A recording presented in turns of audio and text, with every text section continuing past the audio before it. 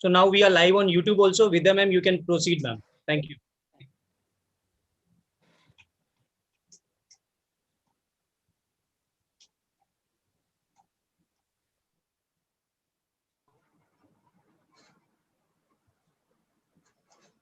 Okay, are the slides visible? Yes, Vidya. And I'm audible? Yes. Okay. Good afternoon, dear friends. IMS Education Committee invites you all to today's webinar on motherhood at 40. Young women of today are at par with men in every single field. But while they aspire to break all glass ceilings and achieve great heights in their careers, their biological clock is slowly ticking away in the background. In this frenzied race to balance career with motherhood, motherhood often takes the backseat. So when the woman finally comes to us to start a family, it is very often a little late. It behoves upon us gynecologists of today to help the women achieve motherhood without clipping their wings of ambition very early in their careers. And today's webinar will go a long way in helping us with this objective. So let us begin.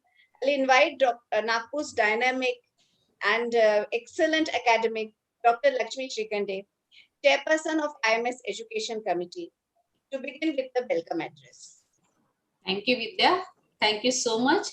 Good evening, dear friends. I welcome you all for the third webinar of Education Committee of Indian Menopause Society. This time, the theme of webinar is Motherhood at 40.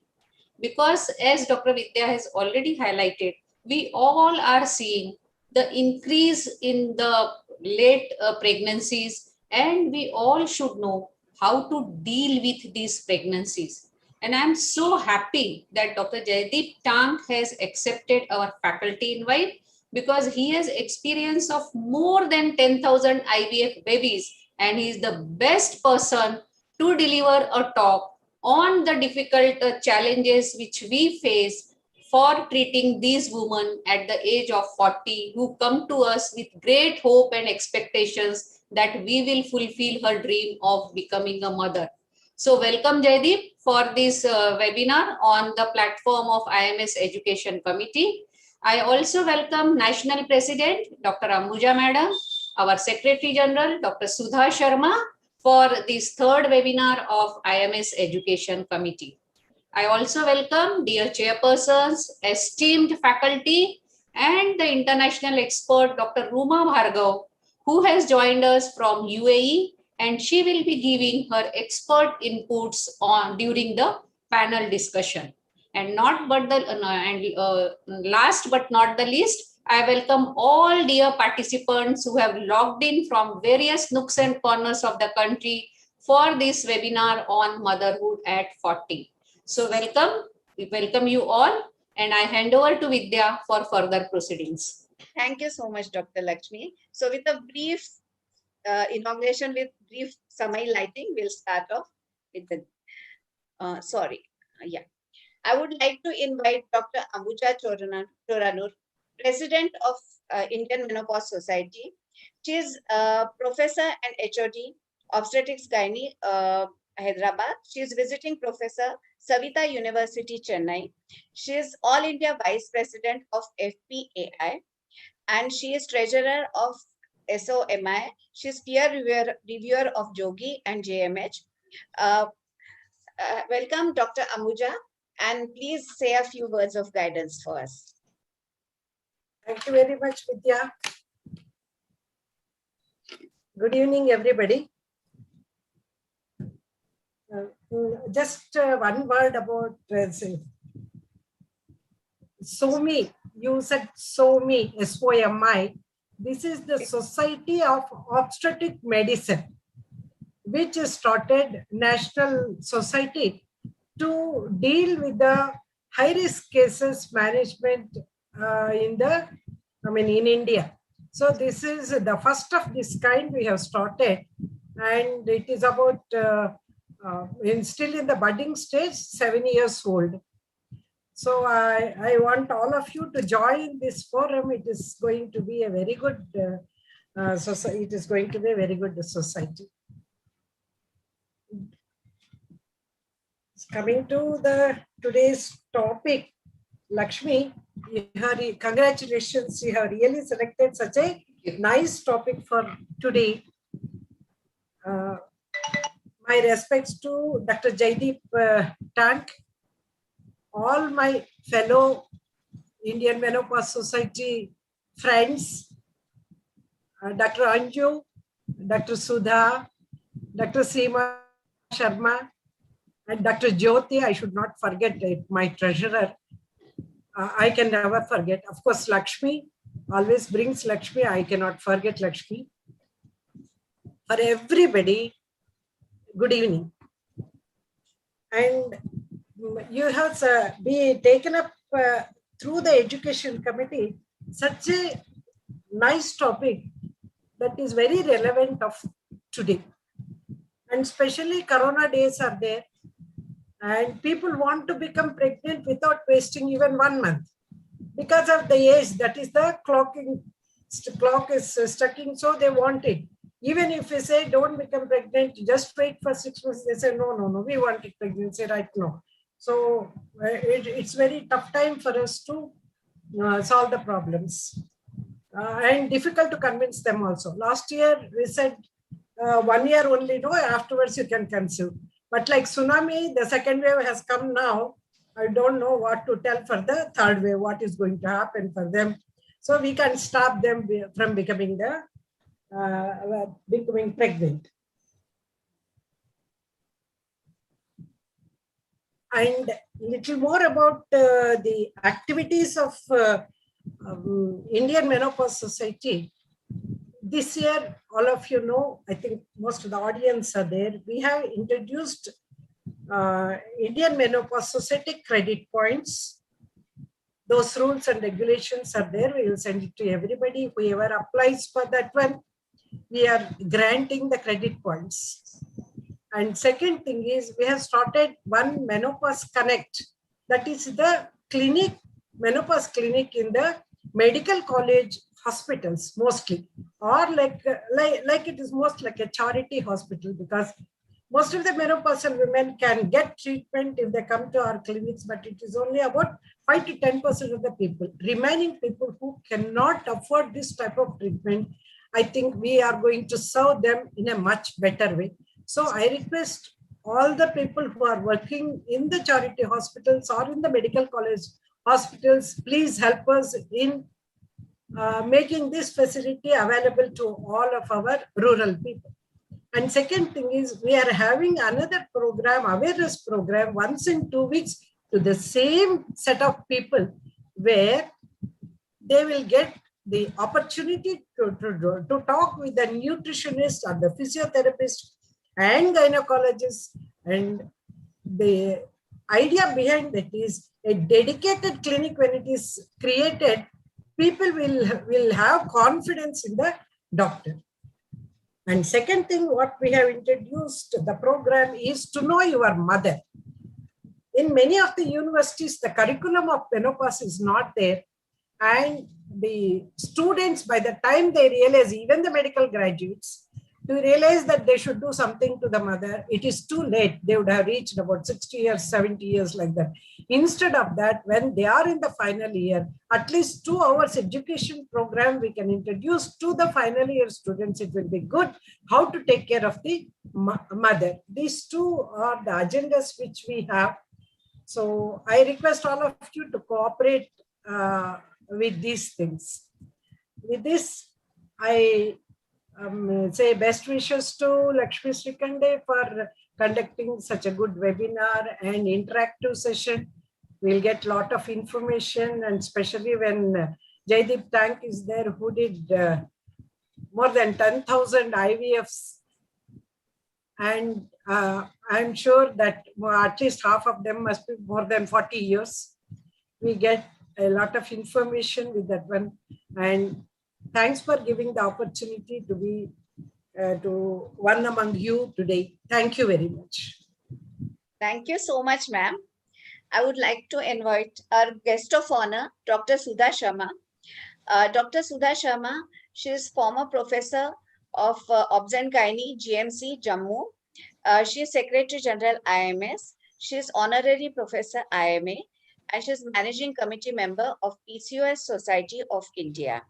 She's president Jammu Obs and Gynae Society in 2018 to 20. She is associate editor of International Journal of Obs and Gynae of India. She's organizing secretary of IMSCON. She was member on editorial board of Asian Journal, and she has had a lot of publications, almost 70 publications, 3 books edited, and 7 chapters written. So welcome, ma'am. Please say a few words. I would request you to say a few words. Thank you, Dr. Vidya, for your kind words. A very good evening, dear friends, IMS family, August participants. First of all, a big congratulations, Dr. Lakshmi Shikhande, for taking up this topic. You know, our dynamic president, Dr. Ambuja, always wanted these issues to be debated, and hence one more committee of Indian Menopause Society, Fertility and Aging, has been set up in her tenure. To address the matter, I can see galaxy of stars. Dr. Jaideep Tank, a lot has been said about him, and we are waiting to listen from him and from his experiences.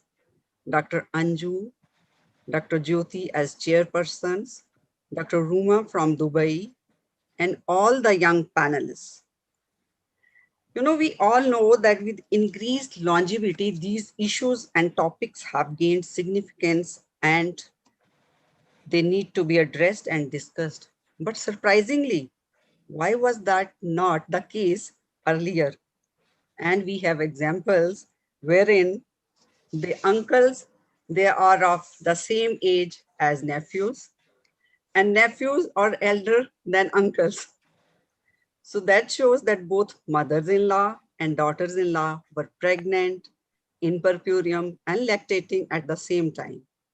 Maybe the marriages were at early age, or maybe the ignorance was there. Because we have true examples at our homes also, wherein we have seen the mothers and grandmothers producing at 40 plus also. So we could say this as making mothers out of grandmothers.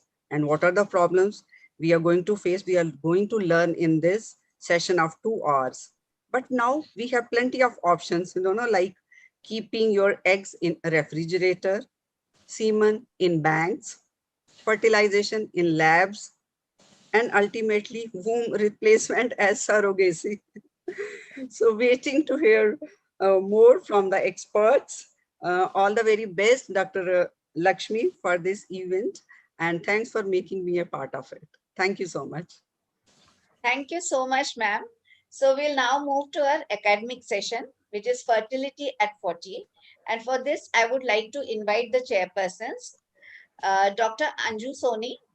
She is HOD Gynae Obs Department in Jaipur, and she's chairperson HIV and AIDS Committee.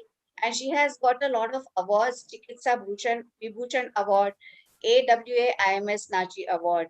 So welcome, ma'am. I welcome you as for chairperson. And we have Dr. Jyoti Shaha. Dr. Jyoti Shaha is consultant Obs and Gynae since 46 years. She is treasurer IMS 2020-2022, and she is finance committee chairperson, and she's chapter secretary Rajkot chapter of IMS. So I welcome you, Dr. Jyoti Shaha. Welcome, ma'am, and please I hand over the mic to you for the session. Very good Dr. afternoon Jaideep to का slide दिखा. Yeah, Anju, please. very good afternoon to everyone. Would you please put Dr. Jaideep's slide? It is I there. would like to introduce him. Yeah. Vidya. Can you not see it? Yeah, please. I have changed the slide. Is it not visible? No, it's not. Yes, we can see it. No, We all can see it. not yet, not yet. Yeah, now it is visible. Ah. So at the offset, I would like to congratulate Dr. Lakshmi. She has been really working these COVID times. I see her almost every day on some kind of webinar. She may talk of others, but she herself is also working very, very hard. And I congratulate her. And I also congratulate Dr. Ambuja. She is a dynamic president we have had this year, and she is also so humble and so good at heart that we have got a very good person at sitting at the helm of Indian Menopause Society, which is growing in leaps and bounds in the coming years. And I'm very sure that Madam will take her to another heights along with Dr. Sudha as a Secretary General. Both of you are doing a great job, and I think you are not sleeping. Both of you not sleeping whole night and just planning what else can you do for the women welfare. Congratulations to both of you. Uh, it's my honor to introduce none other than Dr. Jaideep Tag. I have seen him from close quarters. He is, we all know that he is Secretary General of Foxy, which is one of the biggest societies, not only in India, it's in the world. And he is heading the mental of that Secretary General. And I've seen him working, and he's so thorough with his work that you have to really listen to him when he's working. And apart from his other laurels, like being a president of MOGS and chair of International Safe Abortion Committee, and also deputy secretary general of FOG, and also she has been awarded by FRCOG honorary. He's got many publications, many awards to his kitty, but he is a very great academician and a great orator. You have to listen, then you will understand what I am talking. And he's a very humble man, a very helpful man. And Dr. Jaideep, I am sure you will, this complicated topic which Dr. Lakshmi has chosen for you, I'm sure you will solve this problem for everyone, because with the increasing, activity in women's life, they are putting up the pregnancy for the later part when they get settled. And most of them come to us at the age of 40, when their fertility from age of 35, where it is 20%, decreases to 5% only. And that is a time they really need, and they get nervous very fast that, why we are not getting pregnant. So that is a very crucial age, and this topic is also very complicated. And your insights will definitely give a lot of insights to all of us. Welcome, Dr. Jaideep. Thank you. Stop sharing? I'll stop Thank you very sharing. much, madam. Thank you very much, Anjuji, for those very kind words. I'm really touched and overwhelmed. Let me share my slides. Right. I hope my slides are seen and I am audible. Yeah, audible, visible, yes, both. Thank you. Thank you, Dr. Lakshmi. So let me first begin by thanking the Indian Menopause Society and the IMS Education Committee for inviting me for this very interesting webinar. Let me thank Dr. Ambuja Madam, Dr. Sudha Sharma, and of course, Dr. Lakshmi Shikhande. Dr. Lakshmi Shikhande is someone I have known for many years now, and I have always looked upon her as a dear friend, a mentor and a guide, and she has always given me great advice. So it's impossible to say no to Dr. Lakshmi for almost anything. Anjuji, thank you very much for that very kind introduction. You have been doing such fantastic work. I know this is another organization and you will do equally great work there. But Dr. Anjuji invites me a lot for her HIV TOTs, and I'm always very impressed with her zeal and her enthusiasm. Thank you very much, Dr. Anju Soni, and of course, Dr. Jyotisha, the treasurer of IMS. You also have, following this presentation, a wonderful panel which is going to be moderated by Dr. Lakshmi with international expert Ruma. And you have, Dr. Lakshmi, picked some real academic heavyweights as panelists for that panel. There is Dr. Sampath Kumari, Dr. Kiran Pandey Madam, Dr. Bipasa, Surekha, Saswati, and Rajasi. And of course, thank you very much to Dr. Vidya also for taking the responsibility of being the MOC for this webinar. So Dr. Lakshmi Shikhande gave me this topic on fertility at 40. And first I wondered why she gave me, because I am way beyond 40 years of age. And my fertile time is probably quite over now. But I think fertility at 40 is a very interesting topic because it is very timely. And it is very timely because I think Dr. Sudha Sharma madam mentioned that women are becoming pregnant later and later in their life. Now, we are not here to debate about the desirability of waiting till you're 40 to get pregnant. What we are here is to discuss about whether fertility at 40 years of age is indeed a concern. A large part of the presentation will be spent talking about ovarian reserve, because that really is the crux of the whole problem with reproductive aging. And then we will round up by talking a little bit about treatment and treatment outcomes.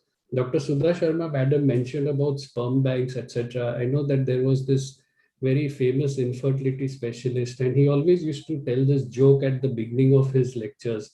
He used to say, I was traveling by a train and a gentleman was sitting next to me and he asked me, "Doctor, what do you do?"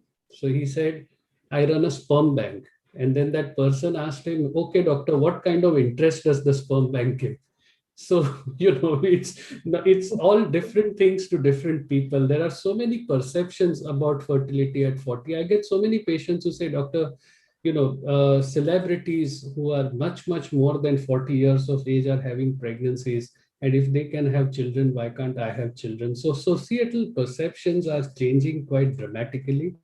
It is no longer taboo for a woman to become a mother at the age of 40. I remember when I was in residency almost 3 decades back, when a mother who used to be elderly used to come in, she used to be looked upon very judgmentally. कि, "अरे ये उम्र में ये क्या कर लिया?" That kind of thing.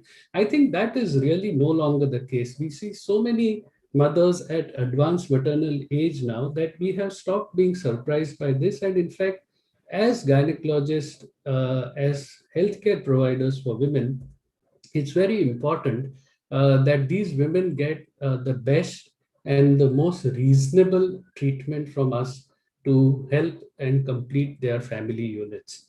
So the first and the most important thing I could say here is about reproductive aging. And I think it's a very, very well-known fact that there is a direct correlation between pregnancy rates and age. So as age increases, your ovarian reserve reduces, your pregnancy rates reduce, whether they be natural, whether they be with treatment, and so on and so forth. Having said that, as I already said, societal attitudes are changing.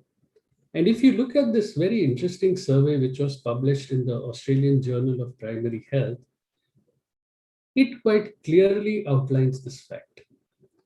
It says that majority of women would alter their reproductive life planning if they were identified as having low ovarian reserve on screening.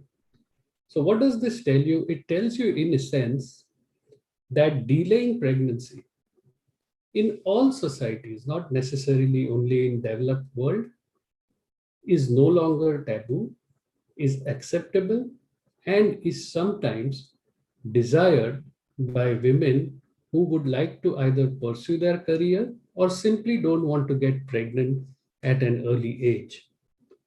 They say education is learning a lot about how little you know. And I could not agree more with this. In fact, I have always felt that the IVF specialist should be the most humble person in the world. Because when I do everything properly and the embryo transfer goes off flawlessly, after that also, I have a pregnancy rate of around 40%. I means I think everybody in the world has a pregnancy rate of around 40%. Now, if that doesn't make you humble, then I don't know what will, in the face of what nature can achieve and how limited you are in the face of nature. So if education is learning a lot about how little you know, then let us see how little we know about ovarian reserve. And as I said, this is the crux of the whole problem. Because what happens, as I've already told you with reproductive aging, is that the ovarian reserve keeps declining as the age of the woman increases. And there are two issues of importance in ovarian reserve. One is defining and measuring ovarian reserve. And the second thing is preventing diminished ovarian reserve. And we will take a look at both of these issues. But first, defining and measuring ovarian reserve. Now, before I begin, I have a caveat, and the caveat is this, that diminished ovarian reserve and poor ovarian response are often used interchangeably. I would like to very clearly say here that these are not the same things. And I will illustrate this over the course of this presentation. So remember, there is DOR and there is POR, and unfortunately in the literature, there is much more data available on poor ovarian reserve rather than diminished, poor ovarian response rather than diminished ovarian reserve, and therefore one tends to extrapolate the data from poor ovarian response to diminished ovarian reserve. Is that a good thing? Let's see. If you look at poor ovarian reserve, you will see that until 2011, over 40 different definitions had been used. Now, when I was a medical student, I always used to think, yes, some definitions and all, when are they really going to be useful to me? Now, when I think I have matured, I realize that if you do not have uniformity in language and uniformity in definitions, how can you compare one study to another study? If one study uses a different metric and the other study uses a different metric, by nature, by a definition, you are unable to compare this. And according to me, this is one of the most important problems, not only in diminished ovarian reserve and poor ovarian response, but also in infertility in general. People tend to use the definition which pretty much suits them the most. So 40 different definitions on poor ovarian response were there until we got the Bologna criteria. Now, these Bologna criteria were published way back in 2011, and they defined poor ovarian response as the collection of 3 or fewer oocytes in 2 prior stimulation cycle, collection of 3 or fewer oocytes in a single cycle from a woman who is over 40 years of age, collection of 3 or fewer oocytes in a single stimulation cycle along with an abnormal ovarian reserve test, or the presence of an abnormal ovarian reserve test in a woman over 40 years of age. I can already see what you're thinking. You're thinking, how did they arrive at this figure of 3? And how did they arrive at this figure of 40? That really is a very, very good question. In fact, because there is no good answer to that, the Bologna criteria have been terribly underutilized in our literature. Remember what I told you about the problem of having different definitions in different studies? This is a classic example of that, despite the fact that there is a consensus on the Bologna criteria from the 109 published clinical studies and 112 unpublished trials. The Bologna criteria were actually used in literature to define poor ovarian response only in 56 of them. That means even after the Bologna criteria have been published, authors have been reluctant to adopt the Bologna criteria in reporting studies on poor ovarian response. Why is that so? It's so because the definition of poor ovarian response using the same threshold of 3 or 4 oocytes, regardless of age, whether you're over 40 or under 40, you have definition pegged at 3, arbitrary selection of 40 years, and complete ignorance of oocyte quality and other factors. Use of the same criteria to define diverse subpopulations. For example, populations with genital tuberculosis or populations with repeated endometrioma surgeries. There is no difference and there is no subcategory for them. And of course, the criteria represented a heterogeneous group of patients with diverse prognosis. So I always like to say this, that diminished ovarian reserve is an alphabet soup. You have DOR, you have POR, you have POF, you have POR, and so many other kinds of abbreviations that I call it an alphabet soup. But what is most important is what this article in 2015 pointed out, that there are In fact, no studies up to 2015 that specifically deal with the issue of the appropriate treatment for women with DOR associated infertility. It's pretty shocking when you really read that sentence. It's pretty shocking because now we know that we are looking at a large population of women with diminished ovarian reserve, and yet till 2015, there were no studies that deal with the issue of treatment of these women. And when I say treatment, I don't mean ovarian stimulation, etc. I mean the actual treatment of the root cause of diminished ovarian reserve.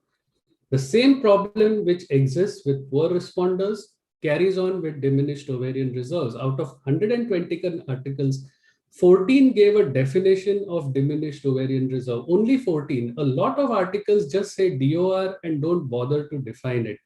Of course, one option for us to achieve a definition of diminished ovarian reserve, and I've already told you what the importance of diminished ovarian reserve is, that a woman with any of the risks for POR or an abnormal ovarian reserve test. However, there are problems with this also.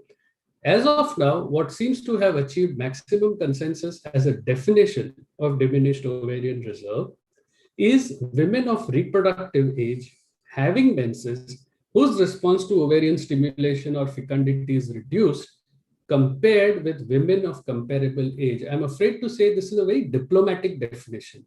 It does not tell you how many oocytes, it does not tell you AMH, it does not tell you age, it does not stratify women by pathology. So this is like a catch-all kind of a definition, which in this instance, the practice committee of the ASRM has come up with. That brings us to the next very big and literally $1 million question, which is ovarian reserve test.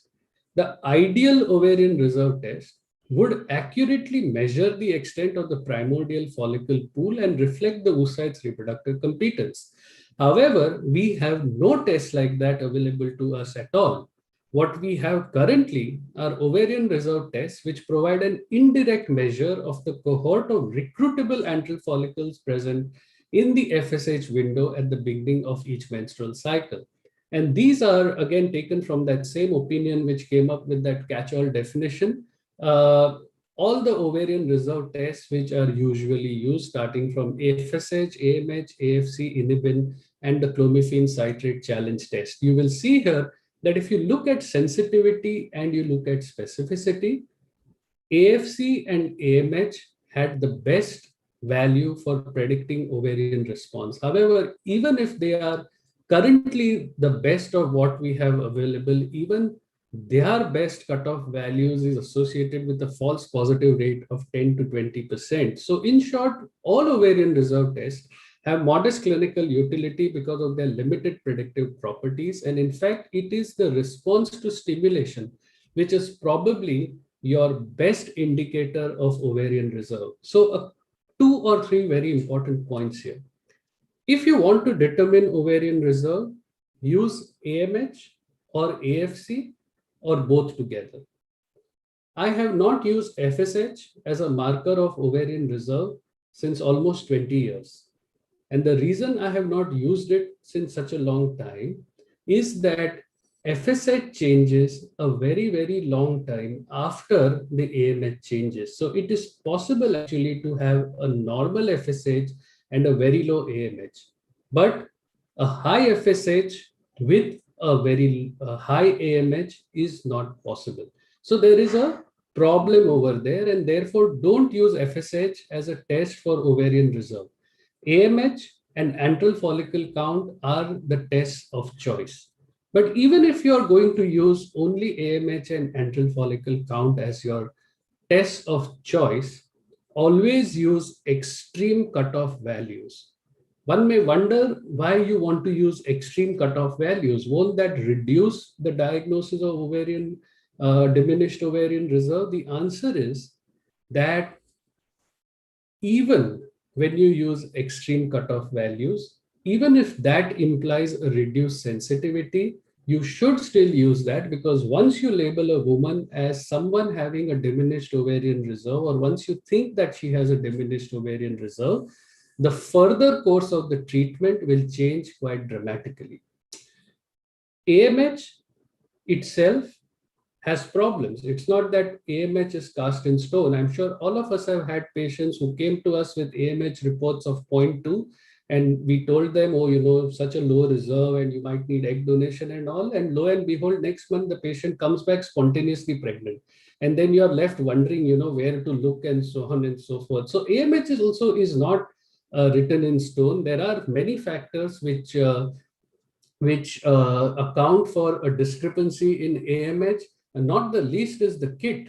I don't know whether you all remember, because a few years ago, the reports that we started seeing for AMH changed dramatically. Women whom we thought will have good ovarian reserve started showing low AMHs. Why was this? This was because the generation of testing kits for AMH changed. Not of many of us realized it, and that's why sometimes it's important to read that entire path lab report where they write the kit that has been used for that AMH.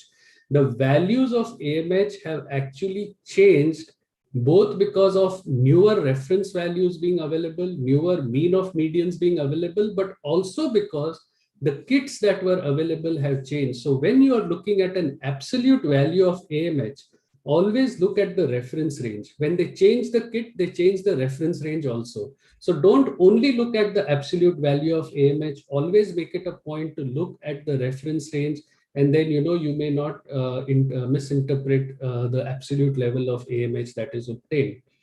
It has sometimes happened that you have an AMH and an antral follicle found which don't correlate. For example, the AMH is very low, but the antral follicle count seems to be all right on sonography, and that is known as a discordance in ovarian reserve tests. What do you do in these circumstances? What you do is essentially take the middle path. And by taking the middle path, I would say it means that you, for example, when you're looking at the dose of gonadotropin, don't choose the highest possible dose in this situation, choose something in between. This is not something which is unknown.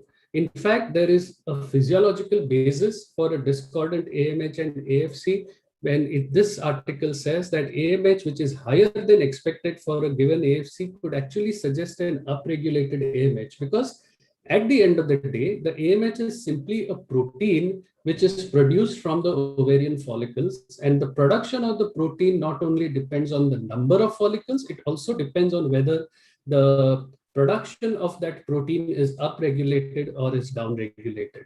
So that's about ovarian reserve tests. 2-3 important points. Don't use FSH as screening, use AMH or use AFC. Between AMH and AFC, it's pretty much a personal choice. I tend to use a combination of both.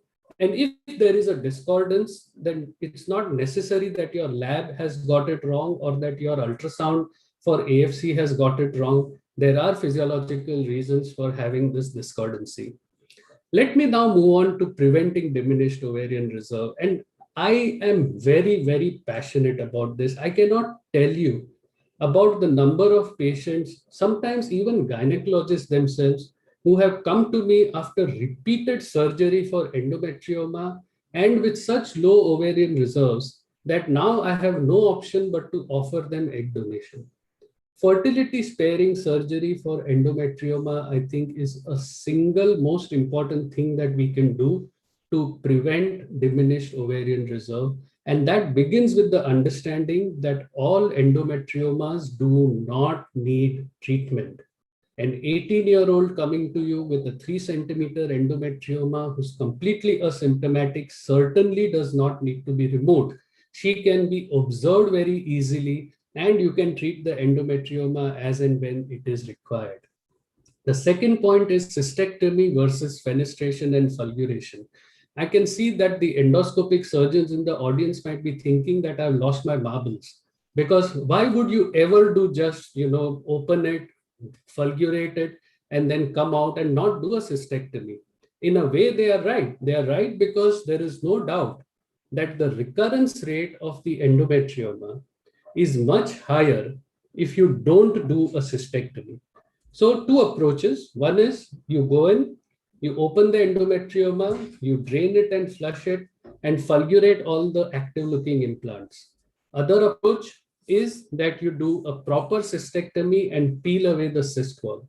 An endoscopic surgeon would always choose a cystectomy, but I would very strongly urge you, please don't. The difference between recurrence rate and reducing recurrence rate and preserving ovarian reserve has to be very well understood. I've heard some surgeons saying that, in my hands, when I do the surgery, I make sure that I don't damage any ovary. But look at the evidence. There was this very interesting study which was done in Romania. What they did was they went back to the cut sections in the histopathology department of all the endometrioma surgeries that had been done. Now, this is a department well known for its endoscopic surgery prowess. What they found was that there was ovarian parenchyma in 40% of cases of endometrioma cystectomy. This was completely inadvertent. If you look at even more recent data, this is from November 2018, you will see that there are changes in serum AMH levels in patients 6 and 12 months after endometrioma stripping surgery. Again, from a good university, from a university known for endoscopy, this is what you get. And therefore, I would very, very strongly urge you that although excision may seem to be the treatment of choice to reduce recurrence, you should defer it when the issue of ovarian reserve is of concern. So young women who are undergoing even the first surgery for endometriosis, please, before you do a cystectomy, take into account the fact that every time you peel off an endometrioma, you are removing oocytes from that ovary. And you simply don't know how many times that patient will have to undergo the surgery. So two very important principles here. One, defer endometrioma surgery as much as possible. Two, all endometriomas do not need surgery. And three, if ovarian reserve is a concern, please, for God's sake, don't do a cystectomy. Open it, drain it nicely, fulgurate the implants inside, and leave that cyst alone. The question then arises as to whether fulguration also does not damage the ovarian parenchyma. But there is good evidence to show that if you fulgurate superficially, you are not going to damage ovarian parenchyma. In fact, I've had patients who come to me for IVF and say, Doctor, I've got a small endometriotic cyst. Do you think that will compromise my chances of success? The answer is very, very clearly no. Even if you do an ovarian stimulation in the presence of an endometrioma, as long as you don't puncture the endometrioma and you work around it, there really is no difference. Of course, I'm talking about endometriomas which are less than 6 to 8 centimeters in size. If they are more than 8, then of course you may still need to go in and drain them. Oocyte cryopreservation is the second pillar of preventing diminished ovarian reserve. I'm saying it's a second pillar. Technically, it's an alternate method, but remember two things. One, oocyte cryopreservation should be done as early as possible.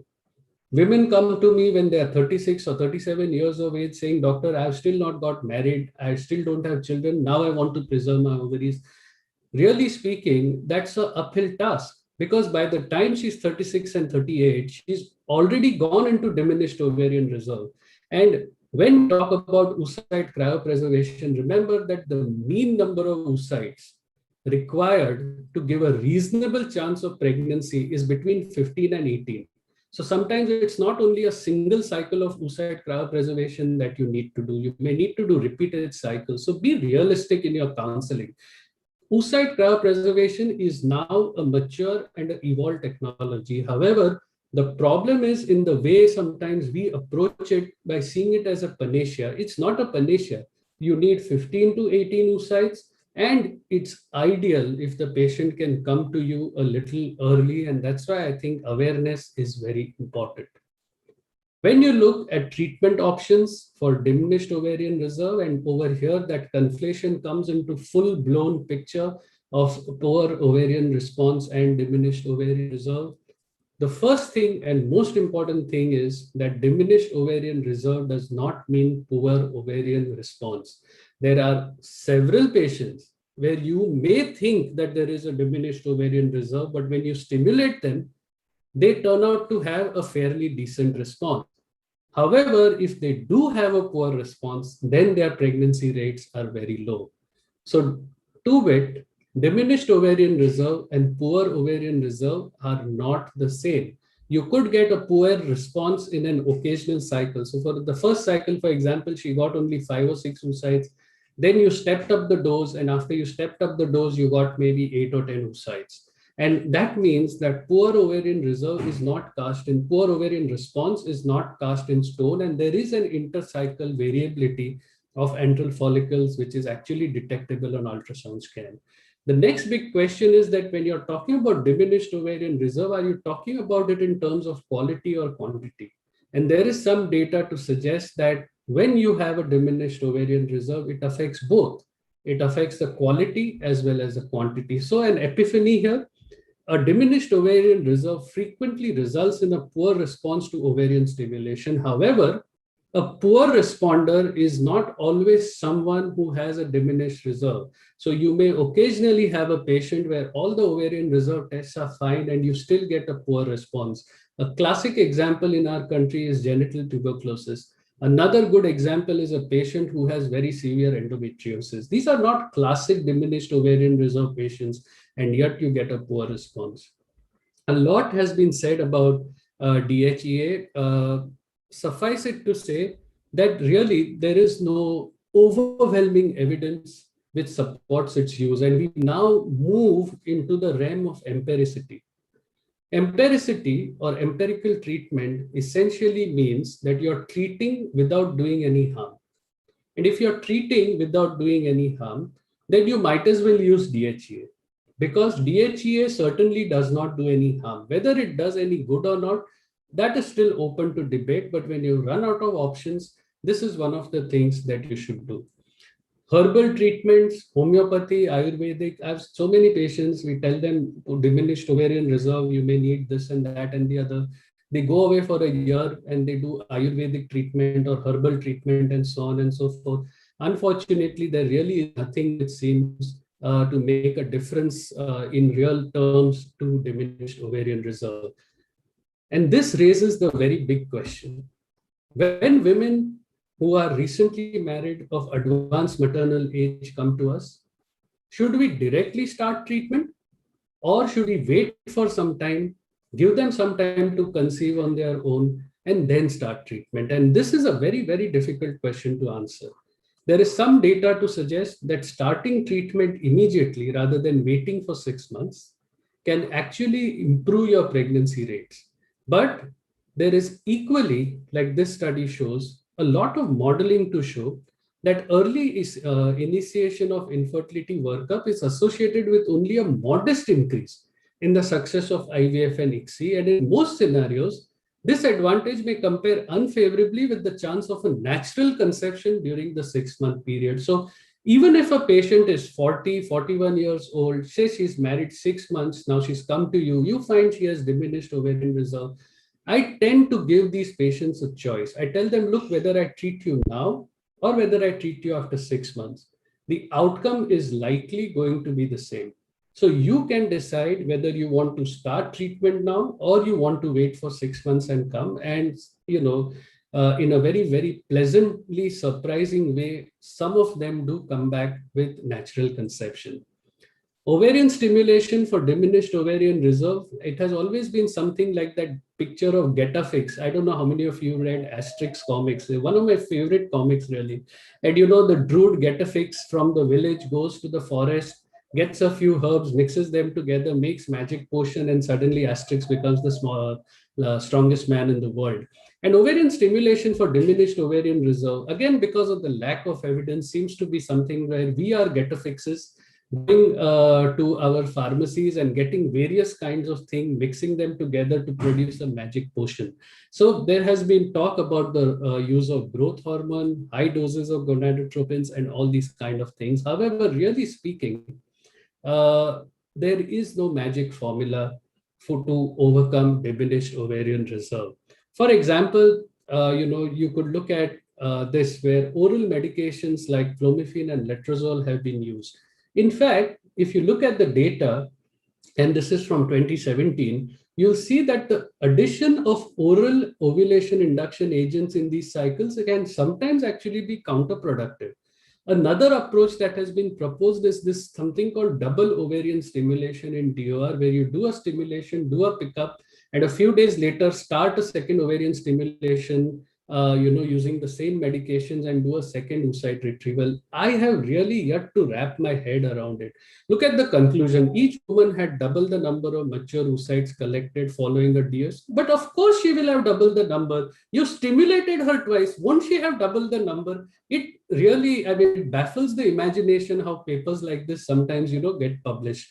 A lot has been said again about corticotropin alpha. Unfortunately, in poor responder patients, it doesn't really make a difference. What seems to be a promising approach is the use of luteal GnRH antagonist pre-treatment, where you start antagonists in the luteal phase of the previous cycle, you continue it for 1 or 2 days after menses, and then you start stimulation. Apparently, what happens with that is that the cohort of follicles gets synchronized, and when they get synchronized, you see a better response. I know that this is all the craze, PRP.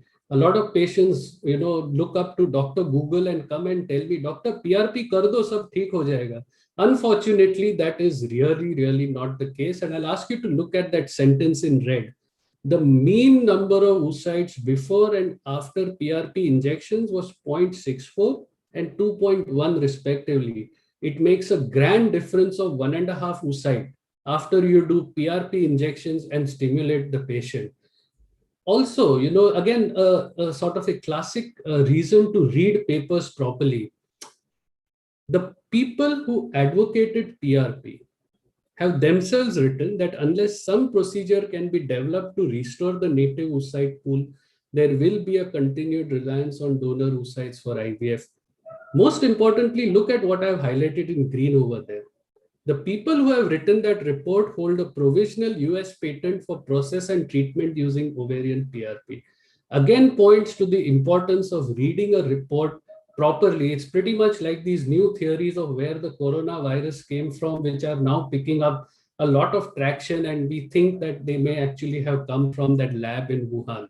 This is an approach which we have used, that is the injection of calcium ionophore when we get a very low number of oocytes. Calcium ionophore is injected along with the sperm into the oocyte, and this activates the oocytes. And it seems there were some result in the literature where it said that there was some promise about this. To tell you the truth, we have done something like 15-20 patients with this approach. We haven't really seen too much of a difference over here. However, this is something which you can do particularly in failed fertilization. It seems to make a lot of difference if the woman has failed fertilization in the previous cycle and has now come to you, and then you use calcium ionophore. It somehow seems to improve the number of embryos that you get. However, for poor responders, not so much. So these are the kind of pregnancy rates. And again, I'm showing you this to bring home the point that once a woman crosses a certain age, pregnancy rates are always going to be low, and therefore very important to be realistic. And I really like this sentence over here: gonadotropins cannot compensate for the absence of follicles in the ovary. If there are no follicles, how will you grow the follicles? It is really as simple as that, and that is why third-party reproduction for poor ovarian response or diminished ovarian reserve really is not going to go away anywhere. It is for us to harness the power of third-party reproduction and make sure that we are able to provide it to women who have either a diminished reserve or poor response in the best possible way. This is my second last slide, and this is a picture which always touches me. This is a picture of a baby which was born to a lesbian couple in the UK. And they have been trying for a long time for pregnancy. As they write here, 4 years, 7 IVF attempts, 3 miscarriages, and 1,616 injections. This couple collected all the syringes and needles of all the injections that they had taken over all the years of trying to conceive. When their baby was born, they put the baby in a pride blanket and they put all the injections around the baby in a shape of a heart and took this picture. It's such a moving image. It speaks to me about how much our patients undergo to have progeny, and really it's to me about how we should make sure that we do the best for them. After thanking you very much, let me also invite you to some new other webinars. So I'm convening a Foxy Infertility series of webinars on 10th, 11th, 14th, and 15th June. We have a G2I gynecology masterclass series. This takes place every Wednesday, and this will go on till December. There are going to be 25 webinars. I'm also convening a series of webinars called Super Sunday, which is life in the COVID-19 experience and reflections, that starts tomorrow and it will go on for the next 4 Sundays. This is not going to talk about medicine and COVID. It's going to talk about personal experiences, family life in COVID. It's going to talk about the law in COVID, how people came to know about regulations in COVID. And of course, it's going to talk about whether webinars and telemedicine are going to be the new normal in one of the webinars. And then on doing one more series of webinars, and I've called it 12 on 12th, because it's going to take place on the 12th of every month for 12 months. And that's why it's called 12 on 12th. And that's going to focus on procedures in obstetrics and gynecology. So I know that there have already been a lot of webinars, but I hope that at least some of these might be useful for you, and I look forward to seeing you there. Thank you very much again, IMS. Thank you very much, Dr. Lakshmi Shikhande, for having me here.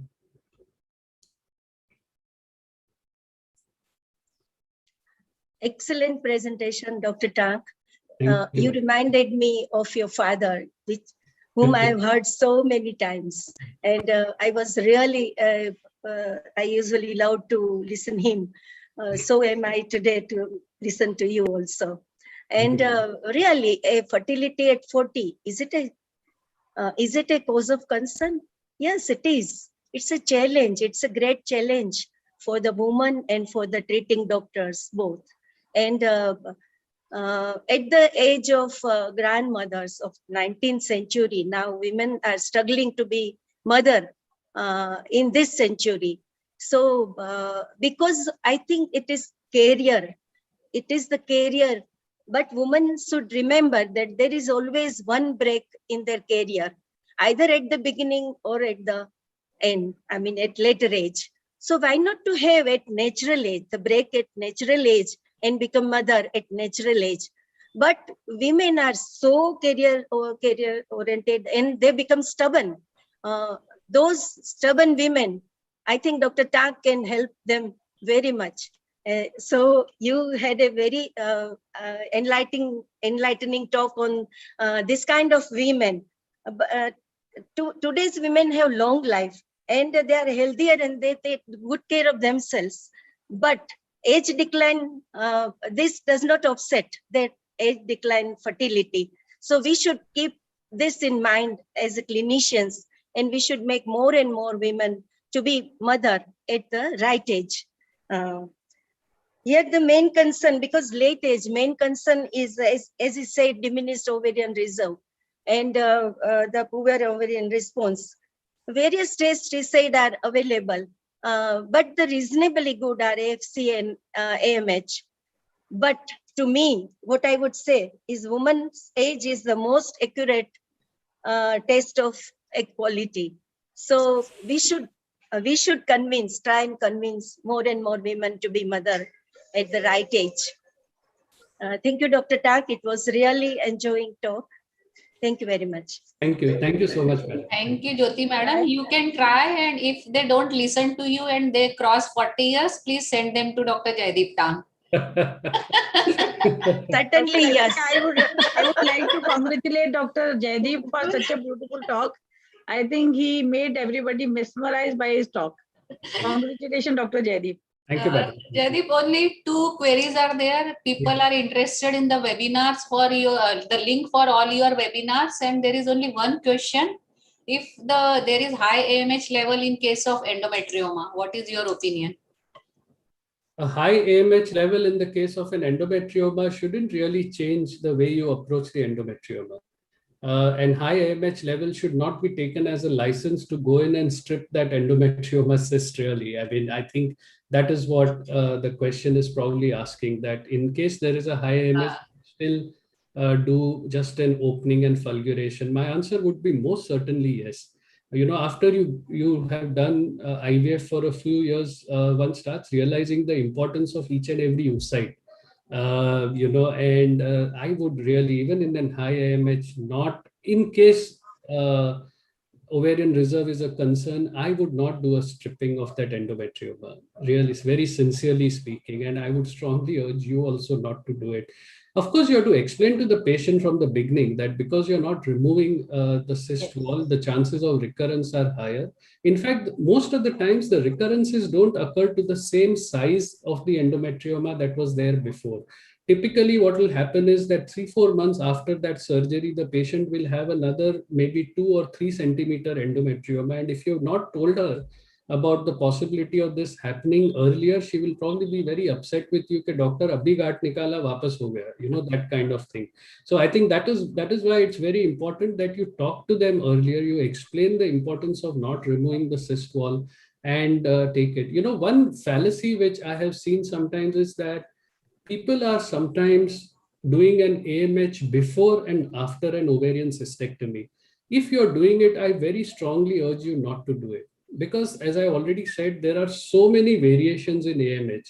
And if your AMH pre-surgery and post-surgery, if your post-surgery AMH is very low, the patient will come back and tell you, okay, doctor, because of you, my ovarian reserve has gone down. So if you're doing an ovarian cyst, you're certainly doing it, do the AMH afterwards only. Don't do it before. Otherwise, if the patient will go somewhere else, do the AMH, find out it's low, they'll come and blame you that you reduced their AMH. So, these are little subtle things which come to you after, practicing for a while. But I would strongly urge you not to use the AMH as a marker for how well the surgery has been done. Very well said. I mean, Jaideep, this is the most practical tip I got from your talk, that we should not do it, and how they can have the link of your all the 4 webinar series. Madam, it's actually all over the place, and we are planning to send SMSs and everything to everybody. So, and Lakshmi, can I ask something? Yeah, madam, you can also, and there is one question also for Jaideep. Can tuberculosis reduce the ovarian reserve? Okay. Madam, should I answer that, Dr. Sudha Sharma? Yeah, sure. Oh, most certainly. And in fact, tuberculosis is such a devious disease. I mean, I sincerely hate tuberculosis and genital tuberculosis, because sometimes a patient is a known case of genital cock. She's been treated. Her AMH seems to be normal, but when you do the pickup, you either get such poor quality eggs or you don't get eggs also sometimes, And so tuberculosis, in fact, is a very insidious, devious, and sometimes a very non-obvious destroyer of ovarian reserve. This is not to say that IVF in tuberculosis gives bad results. It gives good results provided the ovarian reserve is maintained. So, most certainly tuberculosis can actually destroy ovarian reserve. Yes, Sudha madam, please. Okay. I must congratulate you, Dr. Jaideep, for such an excellent presentation, I tell you, with so many clear messages, carry home messages, and so many things were clear to us as well. The last picture which you showed, that shows the intense desire of a woman for womanhood, I tell you. So many injections and so many traumas she has undergone, but still she wants to have a child. That's the intense desire. So many clear messages between reserve and response, just like premature ovarian failure and ovarian insufficiency, you made us clear. FSH, not to be used as a diagnosis. Endometrioma, how to treat conservatively, and difference between response and poor reserve. So the things were so clear. I just have one question. We all talk about females and females and females. What is the declining age for men, if you tell me, in your experience? Declining age for fertility for men. So, madam, whenever I counsel a couple, I'm asked this question very often. That I'm 40, my husband is 44. And the answer that I have to tell them is that males are generally speaking useless for human reproduction. And you don't much have to worry about the age of males. There is some data, very, very little data to suggest that after a certain age, the sperm function reduces. However, there is no data to suggest that there is oligospermia after a certain age. And because there is no data which suggests that, and even if there were, quite frankly, we always have ICSI. If you can do ICSI with patients who have non-obstructive azoospermia and 5 and 6 spermatocytes, or even 5 or 6 sperms per biopsy, age really should not be a barrier. So, madam, to answer your question, there is no age. Rupert Murdoch had a child spontaneously conceived when he was 72 years of age. So, I mean, he was, of course, he was an exception, but still, but something to do with the DNA fragmentation of the sperms and something like this. Yeah, so that is possible. That's what I said. Sperm function might get affected, but hardly ever, outcomes. As I said, we have ICSI. Thank you. There is one last question from audience. Is there any search of AMH after stimulation? AMH surge after stimulation? No, there is no surge of AMH. There will, of course, be a surge of FSH-LH depending on the gonadotropins you use, but there is no surge of AMH. And even if there were, and even if you would get a surge of AMH after a stimulation, it would most likely be temporary to resolve. Because, I mean, at the end of the day, the AMH is from the primordial follicles, which are recruitable at the beginning of the follicular phase. So, your AMH in the next month will go right back down. So there is really not much point in talking about that. I just want to ask a question if possible. Yeah, Ruma, of course. Yeah. So what is your take on ovarian drilling in polycystic ovaries? We get a lot of patients, even not very severe polycystic ovaries, but the drilling has been done. Yes. So do you think that also decreases the AMH in the long run? It most certainly does. And I think what you said was most important. Patients who are not even grossly polycystic undergoing drilling, that really is the key to everything. If they were truly polycystic and you do a drilling, I still believe that even in this day and age, drilling does have some advantages. I would not write off drilling altogether. In fact, just to share, my second scientific paper, which I published ever, was on ovarian drilling. And I looked at a lot of data at that time, and they found that the effects of ovarian drilling last sometimes over a period of maybe 15 years and more. And sometimes I felt that we were taking ovarian drilling too lightly. There were periods in the late 90s and early 2000s when almost every patient used to have a drill. Chalo na scope dala hai to 2-3 hole maar dete, that kind of a thing, which was obviously not something which was desirable. But in instances where patients are unresponsive to clomiphene, have a high AMH, are metabolically normal, that means there's no hyperinsulinemia and hyperandrogenemia, and yet they are still resistant to clomiphene, and for some reason they don't want to undergo gonadotropin stimulation, I think in those very limited number of patients, there is still a very strong place for ovarian drilling. I'm a fan, to tell you the truth. I don't do many, I do maybe 1 or 2 every year now, but there is a small but definite place for ovarian drilling. Jaideep, how to improve AMH? You can become young again, but as of now, we don't know how to do that. There is a question from audience. Now you can do miracles. So no, I'm afraid as of now there is really no way. I mean, it's like trying to reverse age. So till we don't find Leon the Ponce's fountain of youth, I don't think we are going to be anywhere near improving AMH. Time machine where we can go back. Absolutely. There is a lot of woman back. Do you think DHA helps in improving fertility? Madam, the limited experience I have, because I hardly ever use DHEA, and what I have read from the literature seems to suggest that there is no significant effect. However, as I already said, primarily I at least approach DHEA as an empiric therapy. And when I say empiric therapy, I mean a therapy which will certainly not do any harm, even if it doesn't do any good. So if I have no other option and the patient is absolutely unwilling for IVF or a large amount of stimulation, I will very hesitatingly use DHEA. I will not say it's a bad drug, but I will say that how useful it is still, the jury is still out on it. I mean, the original reports on DHEA were very promising. In fact, I believe that the whole story started in New York when a woman who was taking OC pills walked into a doctor's clinic and the doctor said that, you're looking so young and this and that and the other, the patient hadn't told the doctor she was on OC pills. And then after some time, the doctor found out she was on OC pills. And the doctor said that if taking OC pills and making sure there's no ovulation every month can increase and make someone look younger, then can't DHEA, which is supposed to be the progenitor for recruitable follicles, can't administration of that improve? And that's really how the whole thing started. And surprisingly enough, the best results from DHEA have been obtained by the person who discovered DHEA. None of the articles subsequently have actually lived up to that promise. So again, I'm not saying don't use it. Please don't misunderstand me. I'm only saying it, use it, but with the caveat of having a realistic expectation from the drug. There's also a lot of talk on PRP and stem cell injections, and these companies are saying it increases the aim. And just your take on it. I think that's as of now, in the face of current evidence, that is absolute rubbish. I'm sorry, but I think there's no pregnancy which has been reported anyway from any of these.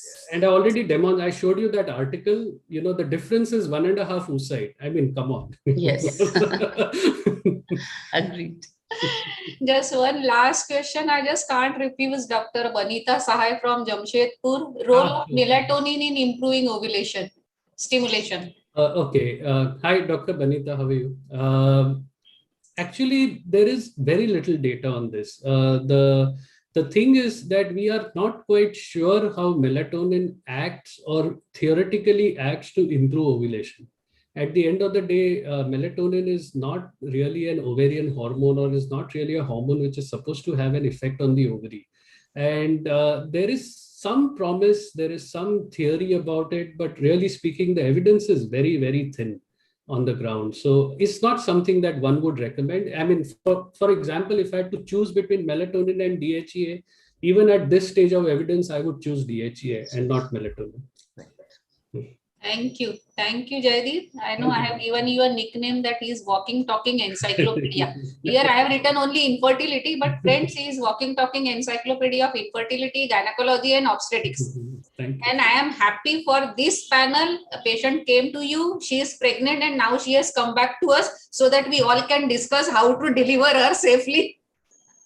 Because he has magic in his fingers and obstetrics runs in his blood.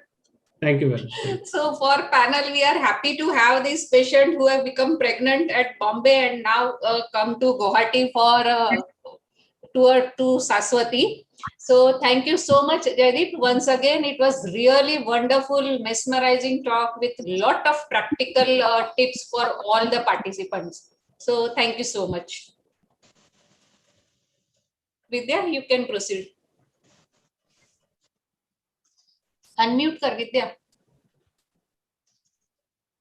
Yeah, am I audible now?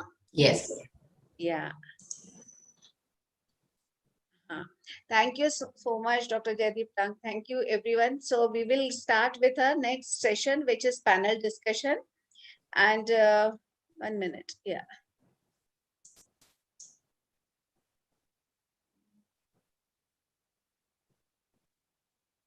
Yeah, I'll start screen. Okay. Is the slide visible? Yes. Okay. So moderator for this session, interesting session, is Dr. Lakshmi Shikhande, as we all know.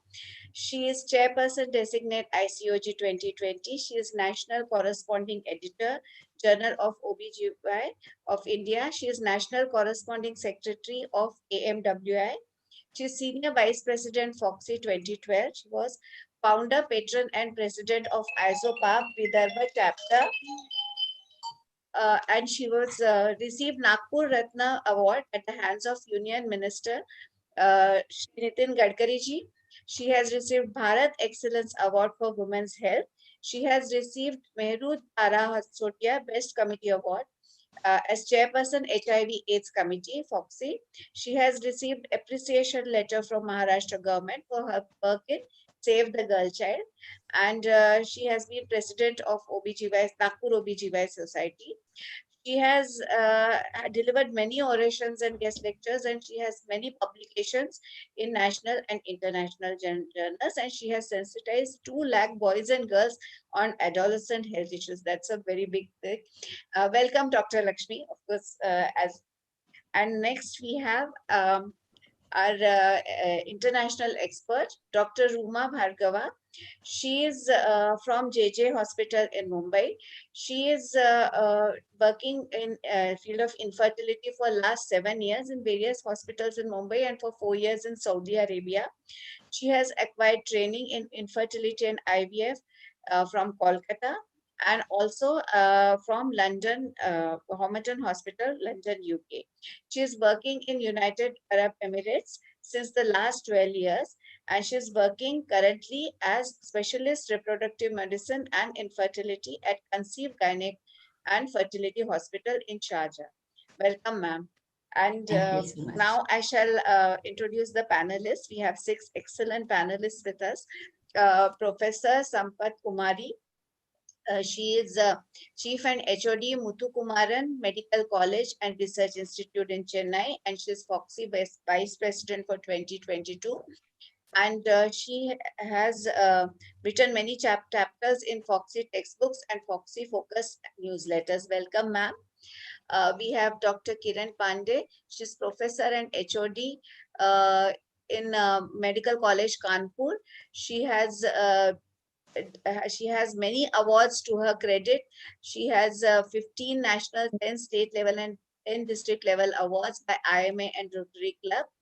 And she has delivered many orations, and she has organized many workshops. So please welcome, ma'am. So pleased to have you. Professor Saraswati Sanyal Chaudhary. She is Professor, Department of OBGY in Guwahati. She is Chairperson, Medical Education Committee, and she is Vice President, ISOPAB 2020-2022. Welcome, ma'am. Professor Surekha Tayade. She is Professor and Unit Head in JNMC, Wardha. She is had many publications, 108 with 16 projects, and she's published 3 books, and she has got many awards. Savitribai Phule Award has been given to her. So welcome, ma'am. Dr. Bipasa Sen. She is Joint Treasurer, Indian Menopause Society, Treasurer, South Asian Federation of Menopause Society. She is Secretary, Public Awareness Committee, UOGS, and past Secretary, Indian Menopause Society. Welcome, ma'am. And our own Rajasi Sen Gupta. She is Consultant Obstetrics and Gynecology, Sen Gupta Hospital. She has won many awards and have many achievements. And she has given many lectures in national and international conferences. And she has delivered the prestigious UNOX oration in 2017. Welcome, Rajasi. Nice to see you. Oh, sorry. So I hand over to you, Dr. Lakshmi. Yeah, you can stop screen sharing, Vidya. Yeah. So thank you so much for introducing all of us. I welcome Ruma and all the esteemed expert panelists for this panel on pregnancy and 40. For a change, this panel is without any PowerPoint presentation. It is interactive, and we want all the panelists to be very practical and give very crisp answers. So our aim for this panel is to give, clear-cut take-home messages for the audience. So as I already said, I am happy that patient has come back from Jaideep Tang. She was 46 years old. She went to Mumbai for IVF with Dr. Jaideep Tang, became pregnant, but husband got transferred to Chennai. So somewhere she found out that Dr. Sampath is the best doctor in Chennai. So Sampath, this is the patient, 46-year-old. Of course, it is IVF pregnancy. She has come to you with beta SCG report of 20,000 after 15 days of embryo transfer. Now you are the primary obstetrician for her. How you will proceed from this stage? Management after 15 days of embryo transfer. Good evening, madam. Good evening. First of all, I thank for giving me this opportunity. So this patient has come from Mumbai to Chennai. Since her beta HCG is also increased. As all of us, I will be very practical, not with that scientific terms and all. So since she is on an IVF, I will start her with a routine folic acid tablet already. She's already, Sampath, she's already on cocktail. He has given. I mean, we all give. She's 46, IVF pregnancy. So now will you continue and what are the treatments and what is the rationale? So please tell our audience. Folic acid will be continued. And as per the progesterone, which is very, very important for that implantation and to continue the pregnancy, I will continue the progesterone also. I will ask whether she is comfortable with vaginal. If she is not comfortable with the suppositories, I will give her oral. And since she is very old, she may go for PAH in future. So that aspirin, it is, so I will start that aspirin also to prevent PAH in future. And nowadays, in a COVID situations, we are giving acrosporin in a high dose itself. That is one, not a high dose, low dose of 150 milligram to all patients. That also will be given to her. So these are all the tablets which will be continued. And I would like to have the USG done at 5 to 6 weeks to see the viability of the fetus. Yes, very true. So Sampath has given clear-cut take-home message that whenever IVF pregnancy comes to you, with positive beta HCG, please continue the medication as advised by that IVF doctor, because we usually start 46 means donor. We put them on folic acid, ecospirin, dufestrone, progesterone. So please don't stop in a hurry. You continue all the medication, because she just 15 days after embryo transfer, she has come to you with beta HCG 20,000. Now, Kiran, Sampath has continued all the treatment. She is happy. With all this treatment, she has successfully reached 12 weeks, somewhere around 12 weeks. She is 46 years. Now, what is your protocol of management? We say that window 11 to 13 weeks for this lady now. Thank you, Dr. Lakshmi, for giving me this opportunity. I hope I am audible clearly. Yes, you're audible. Well, we already know that this is a IVF treated pregnancy, and considering her age, oocyte donation might be there.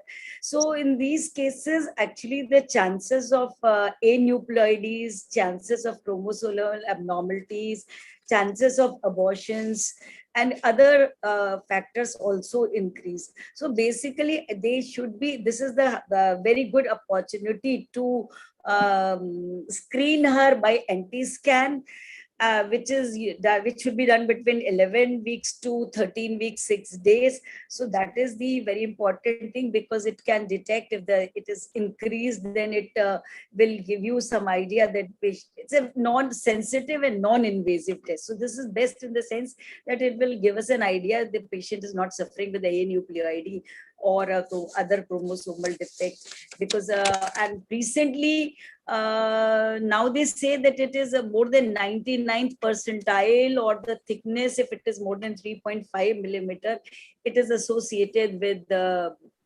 adverse outcomes. So this is one. At the same time, usually we also want to do the double marker test, because it's a protocol that the ultrasound and the marker test should be done all same day or at the same time. Otherwise, the levels may vary. So that is the important protocol, and there also the ratios are there. On the basis of that, we can decide screen positive or screen negative. Again, the idea is to screen for Down syndrome and other chromosomal abnormalities, which are very common considering the age, considering the IVF. These are the very important things. And of course, Kiran, she is 46 years of age. So will you doubt somewhere that this is a donor egg pregnancy? Because self-egg pregnancy is a miracle at 46 years of age. So when you are filling the form for sending double marker, will you instruct your staff or train your staff to ask the history of self-egg cycle or donor egg cycle, and how it will interpretation of the double marker will differ, how it will differ? Very, very important question. This is because history, many a times this happens when you are sending the double marker test by the lab. you have to give them a clear-cut history. Exactly. Otherwise, the levels correlation, even some good labs, they, if you don't provide them, they do ask again. The history has not come in detail. So this is a very important thing. We have to keep it in mind. It's a oocyte donor pregnancy. The maximum chances are there. And there the even the twin singleton pregnancy or a twin pregnancy, whatever they are, so their levels have to be checked properly. The chances of complications in the oocyte donor pregnancies are very high. Complications like PIH, PET later on, because the maladaptation, sometimes they behave like antigenic. Fetus and the placenta behaves in them antigenic. So the complications are, many complications can occur into this. So we have to look for it. Dr. Kiran, you have pointed out that whenever we are filling that form for double marker, the lab will not come to know whether it's a self-X cycle or donor X cycle unless and until as an obstetrician we write there that this is IVF pregnancy donor X cycle, and you have to mention the age of the donor, because naturally the donor will be somewhere around 28 years, 30 years. The mother is 46 years, but the donor is 28 or 30 years. The chances of aneuploidies are much, much less.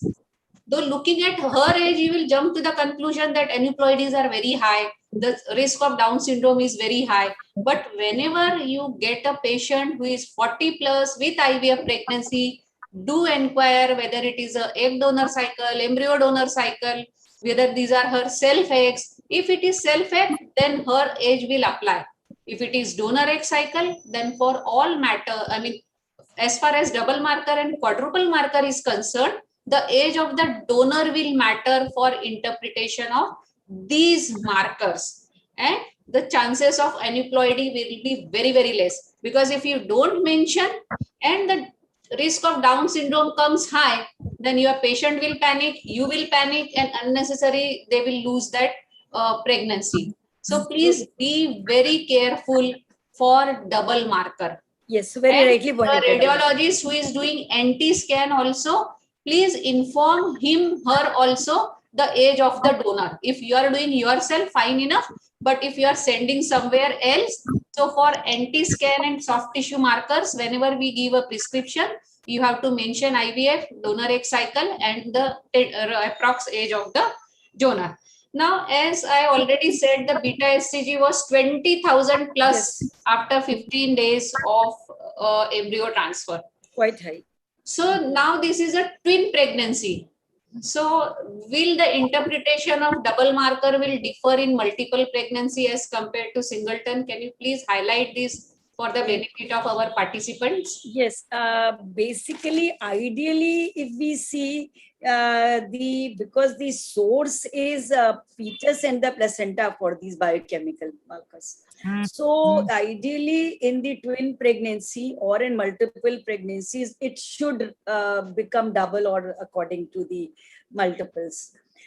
But what happens actually, it also depends, it is a dichorionic pregnancy or it is a monochorionic pregnancy. It has been seen in dichorionic, if it is, I mean, if both the fetuses are unaffected and totally absolutely normal, then it might be around in the range of doubling of the double MOMs. Or if it is a monochorionic, it has been seen little less, around 1.5 MOMs. But at the same time, if one fetus may be affected, then there can be some like masking. There can be, because one fetus might not be producing the same amount of biochemical markers, there will be a masking of the levels. Then there is another factor that in these double markers also, what I tried to search the literature and I could find that the data regarding age-specific double markers is not available. Although you have said rightly that it is a donor. If the donor is young, then the values will be according to that. But by any chance, if it is a self, then age-specific data is not available. So these are the few things we have to keep in mind. when we are seeing the double markers, we again, as you rightly said it, we don't have to jump. We have to the conclusion. We have to analyze everything in detail, that what is the, is it a dichorionic pregnancy? It is a monochorionic pregnancy. Both the fetuses are unaffected, or one might be affected. Then in what that light we have to see. And unfortunately, we don't even have that prenatal diagnosis in twins and multiples is not easily possible. So there becomes some dilemma. So how to interpret these data? Yeah. We have international expert Dr. Ruma Bhargav with us. Now, Ruma, I invite you for your inputs on management of the first trimester of this patient. So basically, Lakshmi, since we have done IVF, obviously at 46, it is an IVF with donor eggs. Most of the time we expect a dichorionic pregnancy. The chance of monochorionic is less. And if it is monochorionic and it is a Down syndrome, then obviously both the fetuses will be Down syndrome. Whereas in a dichorionic, it could be one no and one of the other. Here in the forms that we do for the double marker test, it is clearly mentioned if it is own eggs or it is donor eggs. Problem over here is that donation is not allowed in this country. So many of the elderly couples, they go back home to India, do the donor and come back. And then they follow us with us in pregnancy. So very, very particularly, I ask them that whether it is donor, let us know, because it will come in the way of their results. So we put it down there. The other thing is also many times what I do is I do a NIPT test other than a double marker for these patients, because that is, picking up only the cell-free DNA of the fetus. So it doesn't come in the way of the age or anything of the patient. So many times if the patient is above 40, whether it is self or whether it is IVF, we usually go in with the NIPT test, and that is giving very good results, almost as good as amniocentesis tests. Yes, Aswati, I am coming to you only. You can comment on first trimester also. And now she is 18 weeks. So you comment the management at 18 weeks of this 46-year-old lady with twin pregnancy, donor egg. Yeah. Thank you. Now, on the first trimester regarding cell-free DNA, I just want to tell you, the cell-free DNA for multiple pregnancy is not the standard of diagnosing. It is not the standard. For singleton, cell-free DNA is much better. Its pickup rate is much higher, 90%, 92%, 90, 99%. Absolutely. So that way, it is much better. And when patient comes at 18 weeks, so first thing I have to do whether it has not gone to the stage of vanishing twins, because even after 9 weeks, there can be vanishing twins. So ultrasound is a must. And that ultrasound is not only for because it is 18 weeks, we do that at 21 weeks, that the targeted scan after 18 weeks. So in targeted scan, we see whether there's vanishing twins, so we also try to find out, is there any other structural congenital anomaly. I just want to differ in one point, because the incidence of Down syndrome, it is not always that the age specific is, of course, definitely high, but these people who from where you take the ovum, young patients, so it is not that it is not there, it is also there. So you have to think of but the chances of having others like Turner's and triploidy, those will be higher in those elderly patients. But the Downs remains probably almost, if little lesser, but even it is there. So that part, the ultrasound, and when you are doing an ultrasound, sometimes if you do not take in the same plane, both the heads in the same plane, or both the abdominal, circumference is in the same plane, then you misdiagnose a singleton pregnancy as twin pregnancy. So when the sonologist is doing it, they have to be very, very careful regarding this ultrasound. The next question comes is because she's 46 years old. 46 years old, there's a very high risk of preeclampsia. So preeclampsia screening, I'm sure we have already done that. EcoSpin is already been given. And second trimester, we have already done the first trimester screening.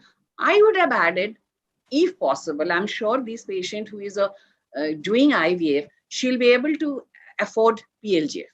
So I would have added that PLGF. And at the same time, in the first trimester also, and that 12-week scan, I would have added uterine artery Doppler, because Society of Fetal. Yes, very good, Saswati. I forgot. Yeah. I mean, please highlight the importance of adding uterine artery Doppler with NT-scan. So when you NT-scan, you add uterine artery Doppler, you add this PLGF and double marker, your pickup rate for preeclampsia becomes much more higher. Yes. So in this, so I rather regarding the social, the SFM, they say that it is always the first trimester is much better. Yes. So for, if the patient has not already done that, this first trimester screening, then only question of quadruple markers come. But here also in quadruple markers, we have multiple problems, because MSFP will be much higher because of the multiple pregnancy. Inhibin will also be much higher. So interpretation will also be little difficult. And I'm not very much aware of the, for Society of Fetal Medicine, they have some a priori risk, plus they add up all those risks for all these aneuploidy and others for first trimester screening double marker. But for quadruple marker, I'm not very sure whether you have all those data to calculation, problems of those calculations. So those issues are there. For vanishing twins also, after 9 weeks, if there is vanishing twins, then the chances of increased MSF LP will there, inhibin will be there. So these are the issues for your quadruple markers. Then if the patient is already aspirin, I will not stop aspirin. Aspirin has to be continued, because this aspirin is going to give us a lot of good things and it is not going to do any harm to us. And as regarding the progesterone, cervical circlage means yes, I'm coming to the cervical circlage. Yeah, I'm coming to cervical circlage. When you're giving the, because whether to continue that progesterone, but because most of the people, I think they stop at 16 weeks of pregnancy. And there are no studies which has told us that if you continue progesterone later on, that will reduce the incidence of preterm labor. That is, it doesn't. And regarding cervical cerclage also, if you have given rescue cerclage, then the chances of continuation of pregnancy is higher. But this ultrasound guided cerclage, whether it is effective or not, there are controversial results are there. So if it happens to be a rescue cerclage, then the question of rescue cerclage comes. But otherwise, other cerclage, it is doubtful. And in twin, it does not help. Actually, it doesn't help. Because I would like to give a clear take-home message that please don't do empirical cerclage just because she is a twin pregnancy. Dr. Saswati has rightly pointed out, if it is indicated, you have measured the cervical length, and by all means, if it is indicated, go ahead. But unindicated cerclage, please don't put in a stitch. And will you do screening for bacterial vaginosis? This is a very precious pregnancy, Saswati. Yes, the incidence of PROM, PPROM, it's and preterm labor is very, very high because of twin, because of ART pregnancies, everything, for all those reasons. So definitely bacterial vaginosis plays a role in the initiation of preterm labor or PPROM. And twin, in any way, you are going to have a preterm delivery for whatever is the reason. So bacterial vaginosis screening, I think it is one of the important things that has to be done. And if it is present, it has to be treated. Very well. Saswati has very well managed these twins. Now, Surekha, I have got another patient who has, after IVF, come to you at Savangi. She is 44-year-old. She has conceived spontaneously. She is second gravida. She did not realize only that she has become pregnant, but now she wants to continue the pregnancy and she is 8 weeks pregnant. So how you will manage a spontaneous conception at 44 years, singleton pregnancy, 8 weeks? First of all, let me congratulate you, Lakshmi, that your patient has conceived spontaneously at 44. We do have instances. I do have instances, and that's so nice. In fact, if I remember older days, If you just go back, some 15, 20 years back, I mean, I am in a family who are 5 siblings. So at that time, women used to have a lot of babies, and they used to still continue to conceive till their menopause was achieved. I think it was quite common in that time.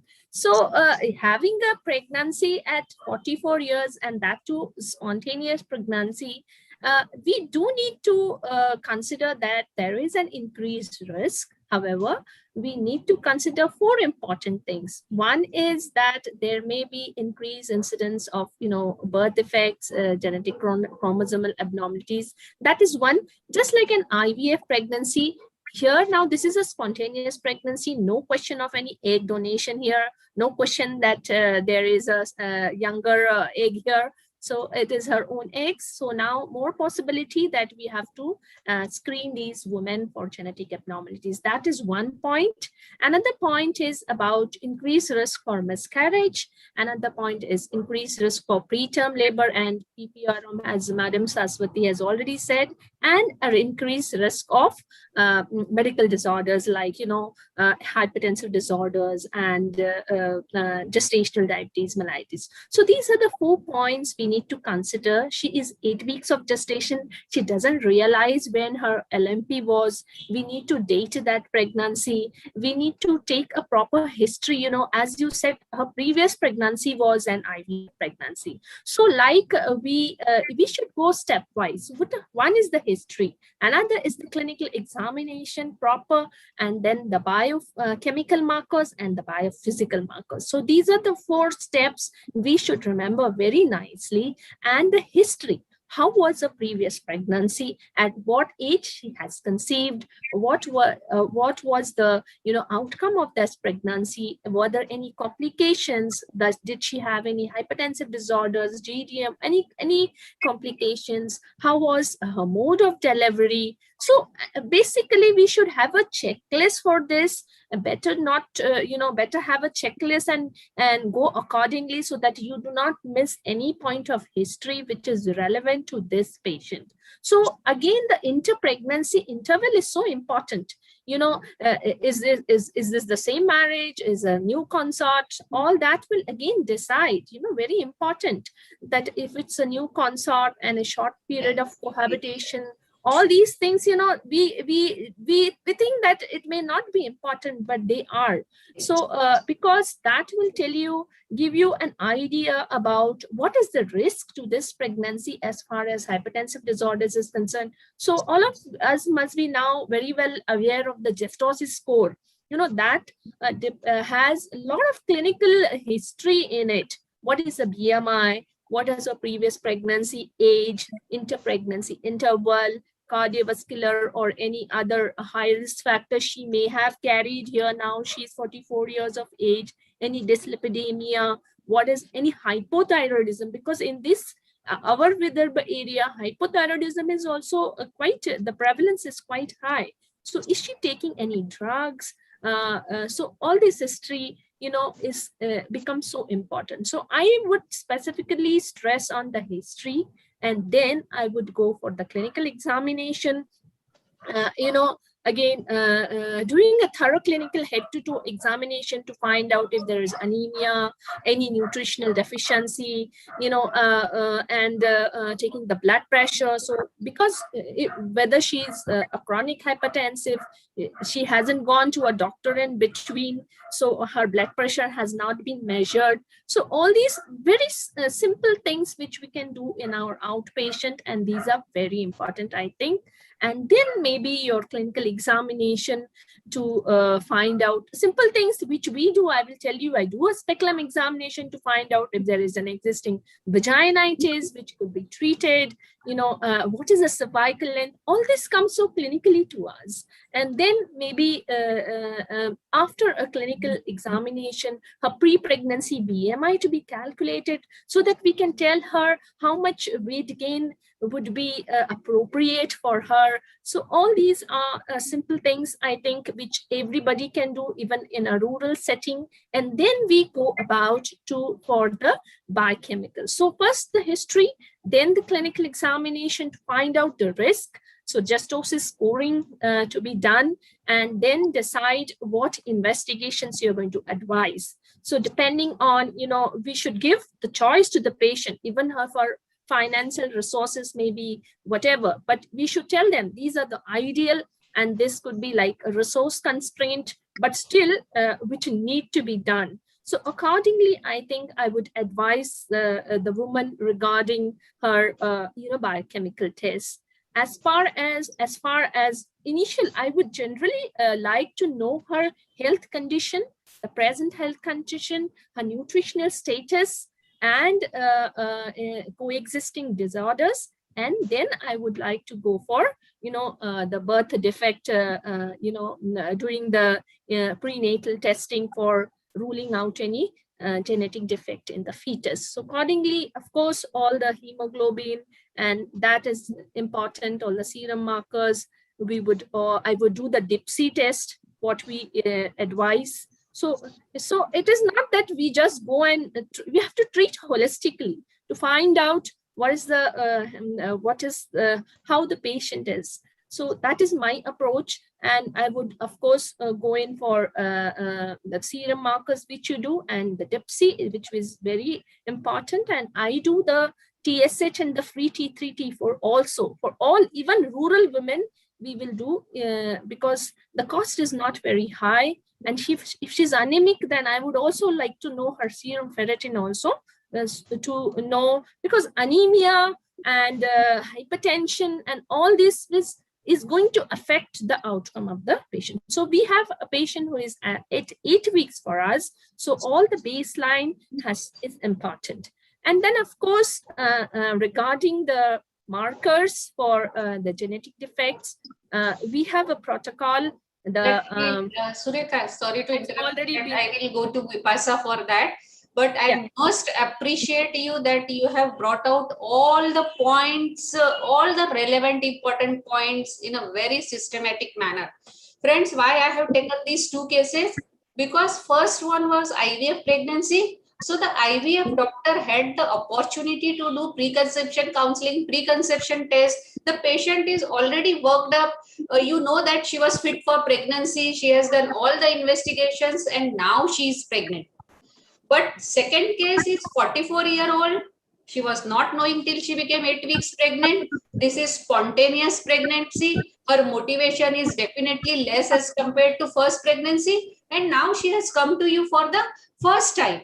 So this is the gross difference between the first case and second case, because second case you have to evaluate. You have to do all the counseling. You have to do all the DIPSI test and the TSH, because FOXY and Indian Thyroid Society recommends thyroid screening for all the pregnant women. So friends, remember, for us, it is universal screening, thyroid screening for all pregnant women as per FOXY GCPR.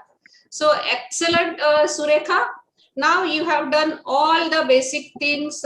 Luckily, she is okay and she has reached 12 weeks. Vipasa, now how you will manage and how it will differ the interpretation of NT and double marker from the first case in your case? First of all, I must thank Lakshmi for inviting me to this panel. And next, I will congratulate this lady because she has spontaneously conceived at this age. This is a very, I must congratulate her. This will be my first job. Then Dr. Surekha has nicely touched all the points regarding management at early stage. One thing I differ with her that probably she mentioned about speculum examination to detect vaginitis, which I don't do routinely at this stage. because whatever she has spontaneously conceived, and as far as her age is concerned, 44 years, so all the risks are there, might be a bit more than the IVF pregnancy, just because you told that in IVF pregnancy, all preconception counseling is done, investigations are done, but here she has come spontaneously. Even if it follows a normal delivery, if the first pregnancy was, I mean, a vaginal delivery, even then at this age, and there is no donor egg, I mean, younger egg. Yeah, here the ovum is really aged as per her age. Yes. We must concentrate on the possibilities, high possibilities of chromosomal abnormalities, aneuploidy, Down syndrome, all these things. So this nuchal translucency scan and double marker test, these should be done. And the difference is that in this case, we have to evaluate from the beginning, because no preconception evaluation was done. And nuchal translucency, as it has already been discussed in this panel, at 45 to 84 millimeter CRL, it should be less than 3.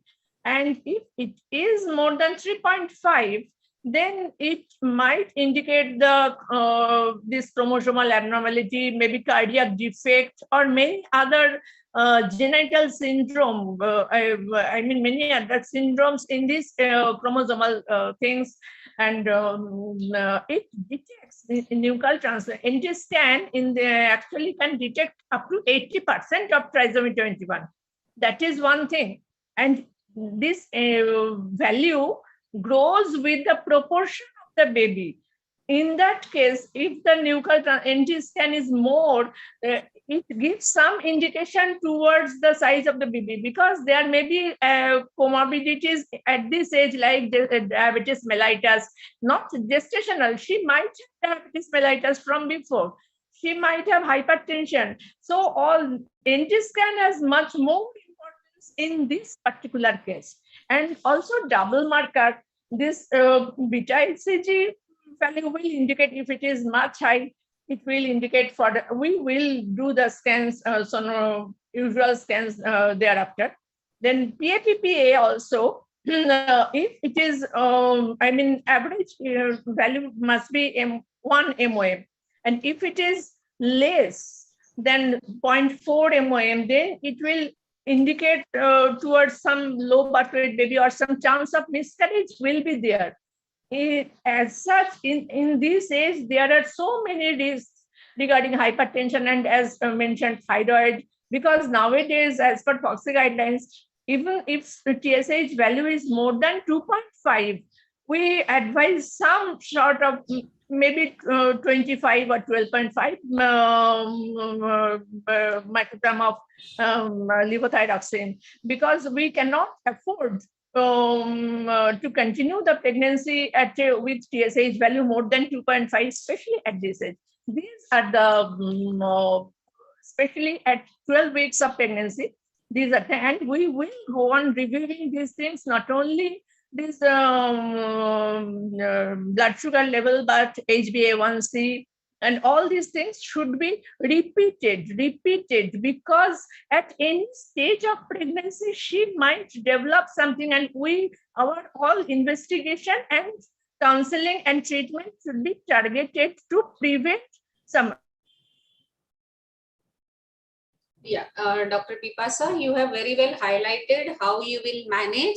Friends, the FOXI and Indian Thyroid Society has given the cutoff of TSH for first trimester as 2.5, for second and third it is 3. So very easy to remember, 2.5, 3 and 3.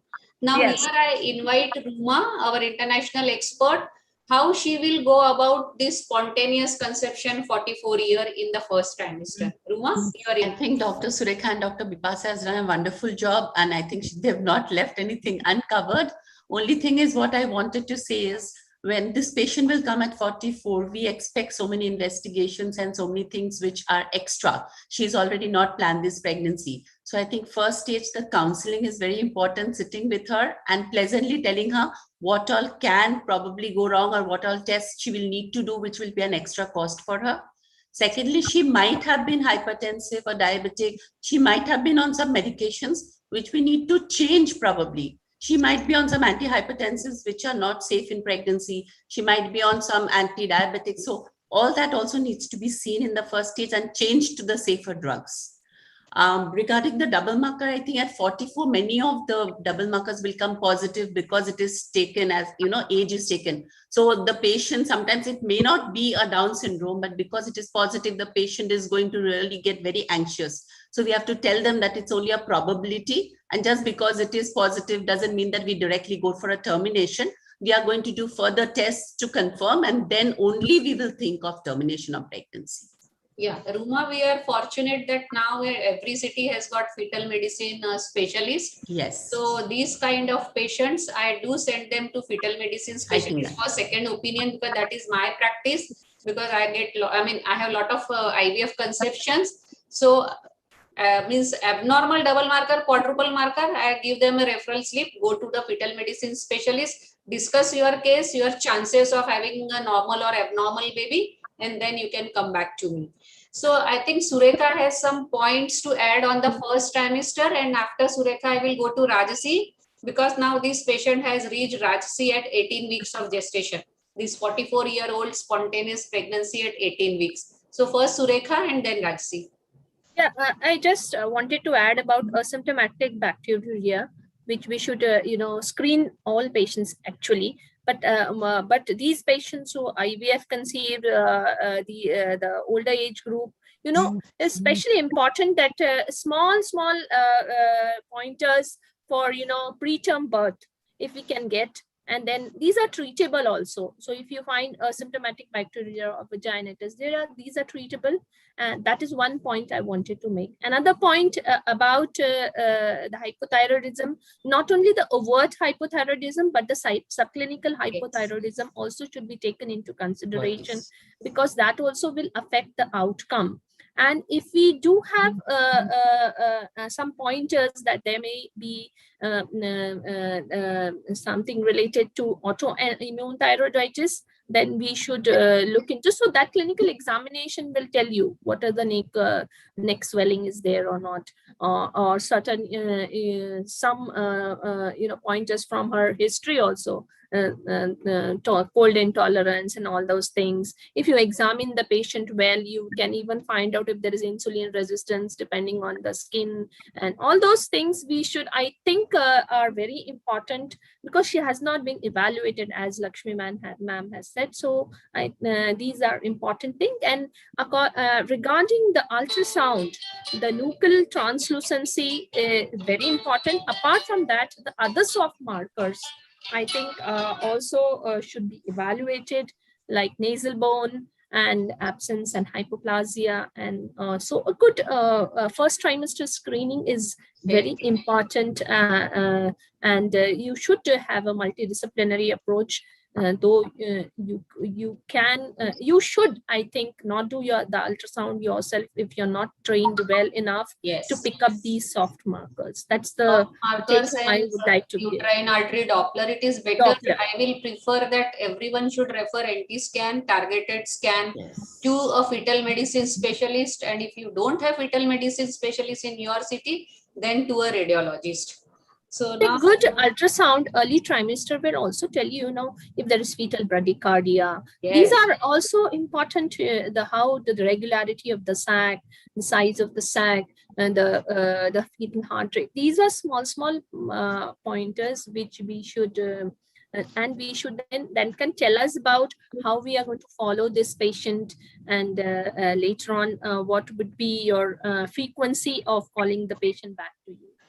So the first trimester, I think, is very important. Yeah. Because now we all have shifted. We have gone toward that reverse pyramid, because first trimester is the golden time where you can pick up almost, I will say, more than 90% problems, be aneuploidy, be structural defects, be the placenta-related pathologies. So first trimester is the golden period which nobody can afford to lose the opportunity of detecting the problems. Now, Just one more thing I'd look to, can I add one more thing before I forget?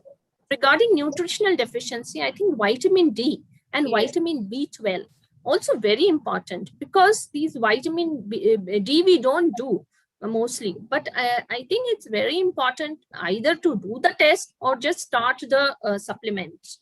So if you're a thorough academician and researcher, you would go for doing the vitamin D and finding out how much supplementation you would like to go. But if there are resource constraints, then I directly start the vitamin D. Then as far as after evaluating the patient for her risk for preeclampsia, then I would also like to start her on aspirin accordingly. And if I think that there is some chance of having luteal phase defect, see, she has not been on any ovulation inducing drug, but still we need to evaluate if she needs any progesterone support or not. And accordingly, we don't provide all patients. That's not our protocol, but evaluating and then deciding the need is important. Now, Rajasi, at 18 weeks, how you will proceed? Thank you, ma'am. Thank you for inviting me here and bringing that patient into me. So, Surekha ma'am and Vipasa ma'am so nicely handled her that my troubles are reduced a lot. But about the progesterone supplementation, I think at this point of time, I would like to continue. It should be continued, I think, till about 20 weeks or so, till the placenta surely takes over, since she's an elderly gravida. About aspirin, well, we have to weigh her risk of preeclampsia and decide whether she needs it. And then in that case, yes, that should also be continued. At 18 weeks, is golden period, a window where we can actually do her quadruple test, find out whether she has the genetic abnormalities risk. See, basically quad test is not to diagnose the problem, it's just to predict the likelihood of a problem, which we must understand. It is only giving us a likelihood. It's just like a ratio. So if it turns positive, there could still be reasons apart from actual anomalies why the quad test comes positive. That means why it is showing a higher likelihood of getting an abnormality. Things like in this patient, because of her age, maybe a pre-existent diabetes or a case of smoking, etc., could be the reasons why a quad test could come positive. Once a test turns positive, there is no reason to panic. Many times we even get false positive tests also. So it makes sense to maybe, as madam said rightly, have a second opinion from a fetal medicine expert and do a targeted ultrasound to rule out structural congenital anomalies and to see whether we are missing anything which may have been missed in the quad report. If the targeted ultrasound shows soft markers or gross anomalies, if with gross anomalies, we surely know that we are into what is our course of treatment. But with soft markers, we can offer her the suggestion of amniocentesis and doing the testing for the fetal DNA. So this is the rough 18 weeks is a good time to catch these patients, because then we get a, in case we need to terminate the pregnancy, we get a good time of 2 weeks, which by legislation we are allowed to do right now before 20 weeks. So that time is the most ideal time. But going by the book, ideally this quad test should be done slightly later, even by maybe up to 20 weeks per se, in which by the time heart and kidneys are also fully developed.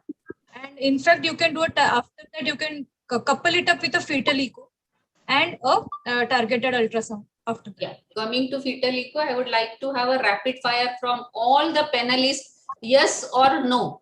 What is your protocol? Whether you do fetal echo at 22 weeks, yes or no? In your order of participation, please say yes or no.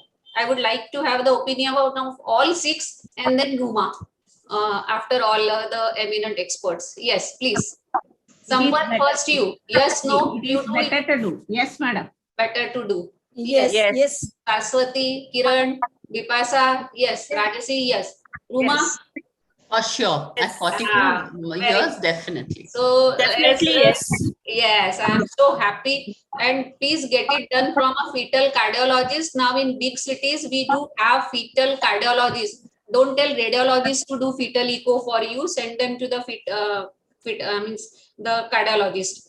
Now let us merge the management of third trimester because of paucity of time. Both are elderly gravidas. So now let us merge. Sampath, how you will manage the management at 28 weeks of this twin Mali? IVF pregnancy, 28 weeks twins. Yes, When madam. you will give Betnesol, because 28 weeks twins, 46 years IVF, very precious pregnancy. So 28 weeks she has crossed, means first now by this time we will be very sure that whether she is diabetic or whether she is a hypertension. In our Tamil Nadu, we do the DIPSI guidelines thrice. First at 12 weeks, then again at 22 weeks, then again at 32 weeks. So if it is not done, I will do at the time of 28 again the DIPSI. And if she is a non-diabetic, means the treatment is different. And we have to see also the BP measurement. She will be normal. If it is a normal patient, nothing is problem. If she is normal, means I'll go with NST and biophysical profile to see the amniotic fluid level and everything. If she is a BP, means if needed, I'll go with the Doppler of umbilical artery with systolic and diastolic ratio. Then this is Betnesol injection regarding, since she may go for preterm labor also. So it is better to give the Betnesol injections at that time of 28 weeks itself, 12 milligram with 24 hours gap of 2 doses. Definitely I will. Yeah, because 28 weeks she has reached the stage of viability. So even my neonatologist, because you have to have neonatologist in your team right from the beginning. You can't call him all of a sudden at the time of delivery or at the time of C-section. I briefed the neonatologist from the beginning that this is the patient, and he always recommends Betnesol at 28 weeks of, because she has reached viability. So please give Betnesol at this stage of gestation rather than delaying it and giving it afterwards. So that was the take-home message I wanted to bring. Kiran, now I want to know the management at 32 weeks of gestation, how you will manage. Mrs. A only, she is twins, but she has, Sampath is a very good, I told you, na, she knew that Sampath Kumar is a very good doctor at Chennai. So now successfully this 46-year-old lady has reached 32 weeks of twins pregnancy. So now how you will manage her at this week? This is a very happy phase of her life. Yes. Yes, that is why I'm also very happy, because with the twins, with 46 years, with IVF treatment, the patient has reached their 32 weeks. That's a great respite to us, because this might, she might have landed into many complications which have already been discussed. I mean, just to repeat few of them, already so much has been talked about. She has been managed best, her nutrition has been managed, her blood pressure has been continuously monitored, her diabetic sugar status has been monitored, because these are the complications which she will have. But the most important complication of the twins is preterm also. So even at 32 weeks, the fetal sizes are still less, the fetal weight is also less, and they might require any time. Neonatologist has been with us, as you rightly said, since the very beginning. So, I mean, I am comparatively in a safer zone. So little relaxed. Still, we would like her to cross 34, minimum of 34, yes, or if possible, up to 36, 37. So that's the idea. So the basic thing is, even if something has been detected, then we have to manage accordingly, like the PIH has been, the HDP is there, or if GDM has been detected, or anything like this. Or even these patients can have chronic diseases, because she's 46 years. She might be having a chronic hypertension superimposed on the HDP. She might be having even type 2 diabetes also. So, I mean, all has been naturally screened out at this moment. Still, we have to continue. And DIPSI 32 weeks, again, it should be repeated if it is already till now has not come positive. If positive, then we have to manage the blood sugar at a level accordingly. Then also we have to be taking care of this. Sometimes stillbirths are also occurring. In twins also, one fetus may be having FGR. That is a very situation which is often we found it, that the discordant growth is a very important thing which does happen. So for that, we have to constantly be aware how much disparity is going on, is it or not, because that will also have to be kept in mind when to finally terminate the pregnancy or what is the reason. Now, these pregnancies, if we are lucky, everything going fine, then we'll just keep a growth scan, screening of all the things has been done. And then we'll continue now at screening. It has to be done every 2 weeks. Every 2 weeks we have to see. We also have to look for placental abnormalities in these. Placenta previa is again a very common problem with the twins associated. So location of the placenta, the maturity of the placenta, that also has to be kept into the mind. Then, because that is now important in this view also, that we have to, I mean, the delivery has to happen. Now, at this point, we also have to, although since beginning we are talking about it, counseling, but also now we have to start talking to the person what they want. I mean, considering her high risk factors, which we have already enumerated, how she wants her delivery. Although, I mean, the literature and everybody, I think practically also, because of the risk factor, the cesarean section chances are more. And twins, she might leak anytime, premature leakage happening or anything, or some abnormality occurring, finding into the ultrasound, or you find a Doppler, which is giving you some signal that the pregnancy, many times it happened, in one discordant twin, you might have an abnormal Doppler finding, the other twin might be showing. So you have to balance, because you have to take out both the twins safe way. So those things have to be. So every 2 or maybe sometimes weekly Doppler has to be done. Growth scan has to be done. If she reaches that, crosses 34 with her finger crossed, we are happy 34 again. weeks now she has gone to Saswati. Saswati, are you with me? Ragisi, just a minute. Let Saswati finish this so that this case we will have expert comments and we will go to the delivery of Mrs. B. So Mrs. A, Saswati has come to you at 34 weeks. Now, when you will post her for cesarean, because Kiran has rightly said it has to be an elective C-section. So when you will post her for a C-section and what precautions you will take during second and third stage? Unmute, unmute. Saswati, unmute. Okay. The other issues are, as Kiran rightly says, those issues has to be seen. That how much, which fetus is at compromise, or if there is discordancy twins. So depending on that, depending on the umbilical artery Dopplers of both the fetus, we decide when to deliver. So at 34 weeks, we are happy because pulmonary maturity, those problems are there. Steroid is already been given. So even then, if everything is fine, I won't mind taking it to a little farther. I don't mind. Because if everything is fine, then what is the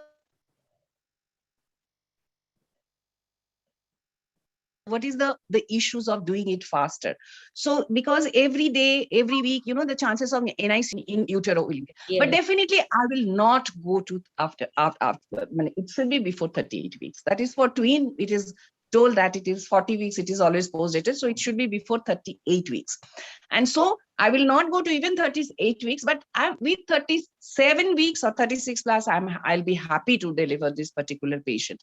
And during cesarean section, the patient's position is important because a huge uterus, fall of blood pressure, so that 15-degree lateral tilt has to be given. And you should have the most expert obstetrician around. Yes, don't do with your star sister. Yes, and a plan in a time when it is, the morning hours, nice team, anesthesia team is there, good anesthetist team, and you have 2 neonatologists, because if it is a medical college and you have that 2 neonatologists to be present there, it is very nice. And even if in private sector, you have to have 2 neonatologists at the time of giving spinal and not after delivery of the baby. And if their astrologer has given them the muhurt of 2 a.m., please tell that astrologer to come and stand with the patient at 2 a.m. Don't accept all these ridiculous timings from the patient. As Saswati has rightly put it out, it has to be done in the morning hours when all the team is around. Yes, Saswati, please go ahead.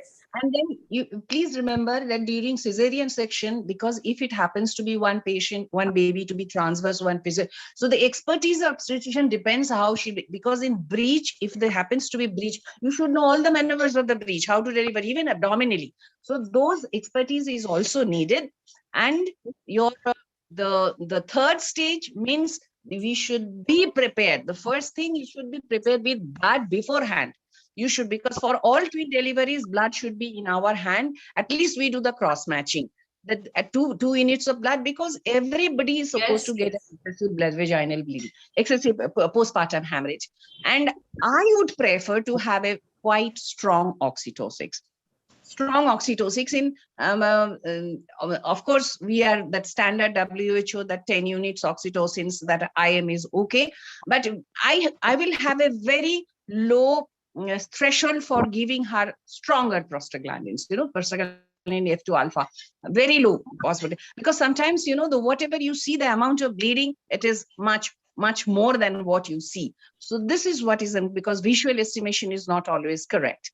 So these are the issues at the time of doing cesarean section. And vaginal delivery, of course, unless patient comes in advanced labor, it doesn't come. So it is planning of cesarean section in 44 years with so much of this thing. 46 IVF pregnancy, twins, you are God to her, she will do whatever you tell her.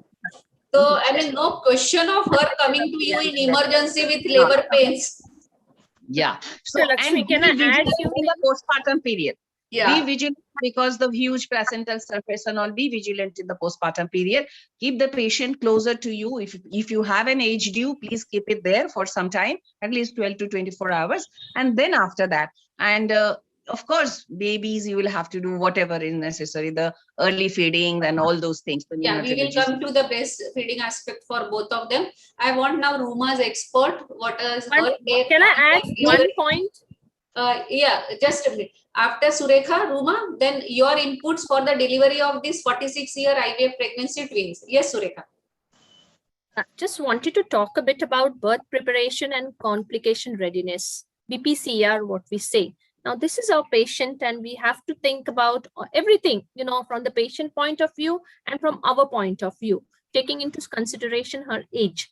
Now, we have already decided that she is going to go for a cesarean section, and hence, getting her evaluated from the anesthetist prior to posting her for cesarean section is very important. Sometimes you may miss something, and they may advise you a fetal, a cardiac echo for the patient.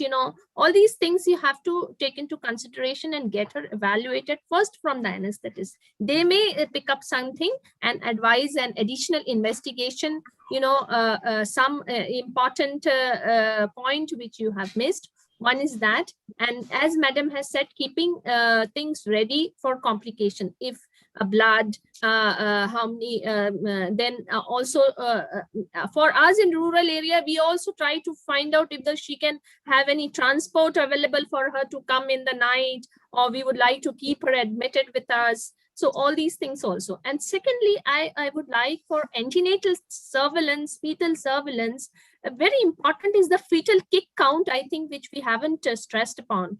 Telling the patient every now and then that you have to be very careful of the fetal kick count. And if there is any reduction in the way the baby was moving, she should tell us. And here comes the role of a non-stress test and correctly interpreting the Doppler as well as the non-stress test, and then deciding. And again, one more thing I think we have missed upon is injection magnesium sulfate if there is a preterm. So we would like to give that to for the neonatal benefit. So if there is a chance of preterm birth, and we should also look into the magnesium sulfate to be given for the neonatal benefit. I think that's important. And regarding the anesthesia, to discuss, what kind of anesthesia they would like to give, whether regional or, and then if she's a twin with polyhydramnios, all that has to be, so anesthetist has to be very good. Yes. As I said, neonatology should be involved beforehand. In this case, anesthetist fitness has to be taken prior to the surgery, because you know she will need elective C-section.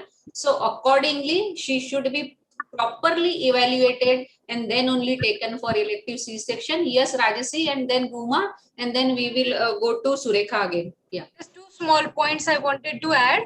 In antepartum surveillance at 32 weeks, Tdap vaccination is needed. And secondly, as she is a high-risk patient, at 32 weeks, it's a good idea to get a maternal echo done. So when anytime she goes in labor or even has to be taken up for C-section, we know that at 32 weeks is the second rise in maternal cardiac blood volume and maternal cardiac output. So that's the time when we can exactly assess the load on the heart and what is her LVEF and all those things. So these just 2 points I wanted to. Point well taken, Rajasi. Yes, Ruma, your inputs. I think Dr. Saraswati has covered it very well. So I also agree with her that we should not be in a hurry to deliver. Just because the patient has reached 34 weeks and it's twins and her lungs are mature, we can wait. We can do the non-stress test. We can see the fetal kick count and do everything. Most important is to also take the history, because she's 46-year-old having an IVF. I'm sure she might have had some gynec pathologies before, maybe a fibroid surgery, some surgery which has affected the uterus. So those history is very important, because in that case, we will again, be more careful about where we are going to go through in the scar and whether there is any placenta previa or placenta creta, which we are expecting in future, taking care of postpartum hemorrhages. So these are the points which are very important. And the other thing is anesthetic. Here, I would like to add, because not only uterine surgeries, if pelvic surgeries have been done, so this section can become very difficult with the adhesions. We might not be able to reach the lower uterine segment. So as it has been rightly pointed out, that you should have an equally competent obstetrician as your assistant. Don't take it very lightly that she is a primary and twins, तो मैं तो यूं ही कर लूंगी, ऐसा नहीं है, because you can, you should anticipate. So here I would like to add, means pelvic adhesions and any kind of thing can be there, because of course at 46 she has undergone IVF, so we never know what was there in her pelvic anatomy. So yes, and anesthetist fitness. Yes, Ruma, you want to add anything? No, that's it. And as you rightly pointed out, neonatologist is a must there, and a competent neonatologist. Yes. Competent means two neonatologists at the time. Don't give spinal anesthesia till your neonatologist reaches your OT. That is my standard practice. If he might get held up in the traffic jam or he is not getting the place for parking, so I don't allow my anesthetist to give spinal till I see a pediatrician in my OT. So now, Surekha, I am coming back to you. Now, let us deliver Mrs. B also. She is spontaneous conception, 44 years, and she has successfully reached 36 weeks. First was, of course, the vaginal delivery. So now, how you will deliver her, vaginal versus LSCS? And when you will deliver her? Yeah, I need to take into consideration various points. How was her progress during the pregnancy? If it was uneventful and no problem, she has come to 36 weeks. What is the fetal evaluation? We have done the biophysical profile, the Doppler of the baby. So maternal evaluation and the fetal evaluation, if there is no problem, so no comorbidities, she has previously delivered vaginally. So she and many a times patient will say, I want to deliver vaginally this time also. So let us give the choice. So what we called as a participatory approach in managing the patient. So we would like to give her this option. Basically, we would like her to know any risk. If there is risk, then what kind of risk? If it is a fetal growth restriction, then the Doppler and the NST will let us know if this baby is now going to have distress, how much time we have, 24 hours, 48 hours, or the Doppler and the NST will lead us to that.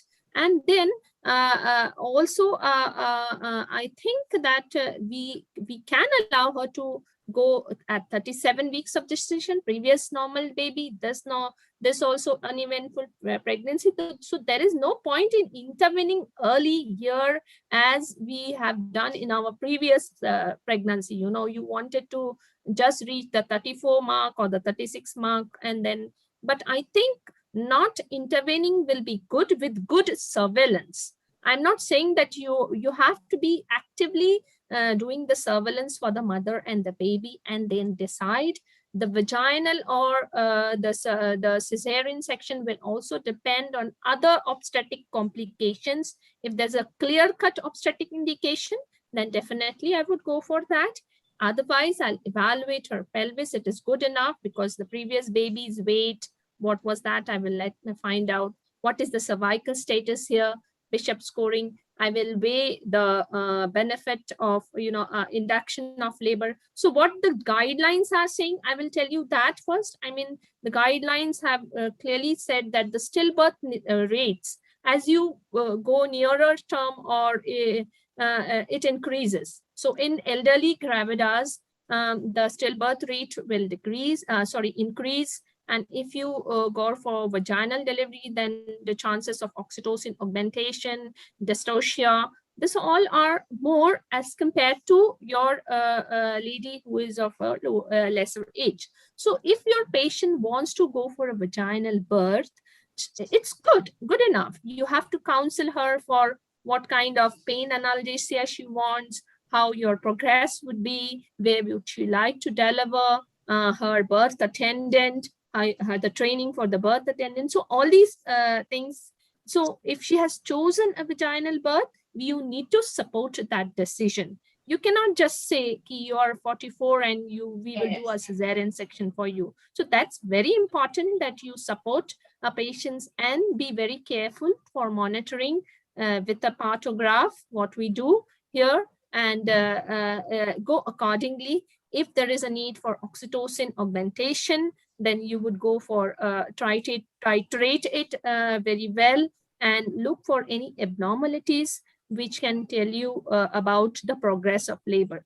And also be ready for the third stage complications, because there are higher chances of postpartum hemorrhage in these patients. So we need to be ready. No need to panic, I think, because if she has delivered vaginally, she has chosen vaginal birth now, there is no need to panic. Be your PPH tray, your balloon tamponade, NASG, your all drugs, you should be ready and be confident that you can deliver if there is and any abnormality if you find, then the guidelines say that you should go for induction of labor at 39 to 40 weeks of gestation. You should not allow them to become post-date. That is what the guidelines say.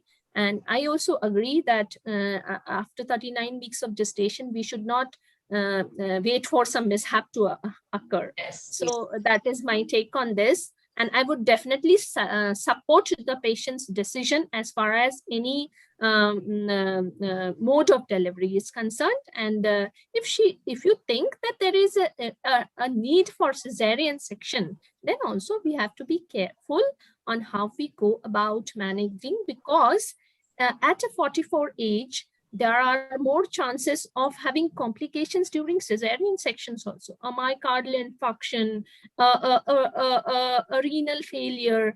So these are also known. So if you compare the data of women who have undergone cesarean section at 44 and 46 age group, then certain complications are known. So we have to counsel the relatives about these also. I think these are very important points, and definitely I would allow the choice to be taken by the family, and the decision should be participatory. I would like to add one point, Surekha. I know age is an important criteria, but in my last 30 years of practice, I have seen all the elderly gravidas, they don't have complications. I have seen my 50-year-old IVF pregnancy, uncomplicated pregnancy. We did cesarean section. It was a twin pregnancy. Whereas just a 32-year-old patient for impending eclampsia, we had to terminate her pregnancy at 24 weeks of gestation. So yes, I agree. We have to be extra careful. But just because she is elderly, please don't panic, and don't make her panic. Because in my practice, I have really seen, I don't know, but I have seen good outcome in these women who become pregnant at 40 or after 40. Yes, Ruma, you want to say something? Lakshmi, I want to say something. Yes, Aswati. Yes, for patients who are so elderly, if you're doing an operative delivery, think about thromboprophylaxis. Yes, yes, of course. Yes. You have to take all the precautions, but touch wood, I'm saying ki, I mean, you just can't say ki she can have these. I mean, she can, but usually we have good outcome. Of course, you have to have proper surveillance. The mother. More than 1%, 2% women, we would like to take precaution for. They But does not mean that they do land up in complications, but so any young patient can have sudden postpartum collapse. Any of your young patient can have sudden eclampsia. They can also have pulmonary embolism, amniotic fluid embolism. So we can't say that just because she is young in age, so I mean she will be having less complication and we can relax. And just because she is 40 plus, so we will be very tense and we will take this and that. So you have to take every pregnancy as it comes, and every pregnancy can turn from low risk to high risk at any moment. So you have to be prepared for all the eventualities in all your pregnancies. Yes, Dr. Sudha, you wanted to say something? Yeah, I just wanted to say one thing. I just want to share one of my experience, because Dr. Ruma has said that they need to be screened for fibroids also, because at this point of time when she is infertile, she might be having some fibroids, and when ultrasonographer gives you fibroid, you have to see the placement of the fibroid. Because once I have seen one patient wherein the fibroid was covering the whole of the lower uterine segment, and that obstetrician, without thinking, gave the incision on that fibroid. That fibroid kept bleeding. He could not reach the uterine cavity and lost the baby and the uterus as well. So this incident was narrated to me few days back. It had occurred, and when I started doing this cesarean section, wherein we had located the fibroid, it was covering the whole of the lower uterine segment, and that anesthetist was telling me, "Ma'am, kyun nahi de rahe ho incision, kyun nahi?" I said, "No, wait, let me see," because I had heard that story. Had I not heard that story, I would have asked, maybe I would have also given the same incision. So I did one classical, took out the baby, and then did the cesarean section. So sometimes fibroids at the lower uterine segment can bleed like anything. So you have to first see wherein you want to give the incision. So that's why I say you need the most experienced obstetrician. If there is fibroid in the lower uterine segment, you have to do myomectomy and then bring out the baby. I have done multiple number of times. So you have to be expert. I said all kind of possibilities. So you need the most experienced obstetrician. That is now let us proceed further. Both Mrs. A and B have been successfully delivered. Now I come to Bipasa. Now, how you will prepare both of them from the antenatal period for breastfeeding? What difficulties you are anticipating now? So let us focus on the breastfeeding for both Mrs. A and B. Bipasa? Thank you, Lakshmi, because this is one point which we obstetricians often miss. During the antenatal period, we have in mind the other comorbidities, the risks and all these things. So we often miss this thing, how to prepare. Unmute karo, Bipasa, you got muted. Because there are so possibilities in this at this age, especially in the first Mrs. A, because she is first time pregnant. There may be technical inexperience, there may be lack of, breast milk quantity may be less, there may be a bit sagging of the breast, all these things, and then due to their age, they may not be, able to handle the baby in proper way. So from the very, from the end of first trimester rather, or mid trimester, we would go on telling that about the breastfeeding. First, the breast hygiene. It should be cleaned properly every time before feeding, and how to hold the baby. She must be in sitting posture. Never she should go for breastfeeding with lying on her side, with the keeping the baby on her side. Never do that. She will sit straight, take a pillow on her lap, and then hold the baby at the level of her breast. And in our hospital, actually, our paramedics, they also train after once she has delivered, how to press the for the colostrum and the first for the first time when she starts feeding, then how to press the I mean from areola towards the nipple, how to press, and then even if there is nothing coming out on the very within few hours of delivery, then she should take the nipple in the baby's mouth so that sucking reflex starts, and this sucking reflex will help in the colostrum coming out and all these things. And after breastfeeding also, how to clean the breast and how to bath the baby, taking the baby on her shoulder, how to bath, and all these things. Actually, if we start saying all these things after delivery, it may be a problem, because that time she will be in pain and she is not mentally prepared. So it is very, very important to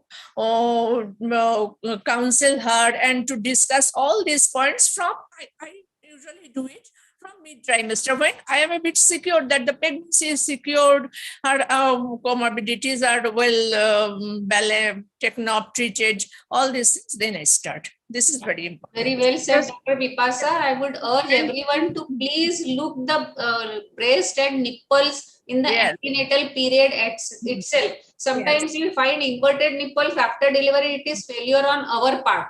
So make it a habit of doing breast examination in the antenatal period, and from third trimester, please start counseling her about the breastfeeding. Yes, Ruma, you wanted to say something?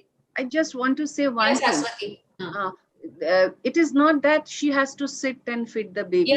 Mother should be in comfortable position, because even the mother is, when the cesarean section, mother is even, you just leave the baby, baby will automatically. So position is, mother should be comfortable. She also needs, at the middle of the night, how can she sit and have this problem? Vipasa means to say that she should not sleep with the child, because then there are chances of the nose compression of the baby. So as soon as feeding is over, tell the relatives to put the baby into the cradle.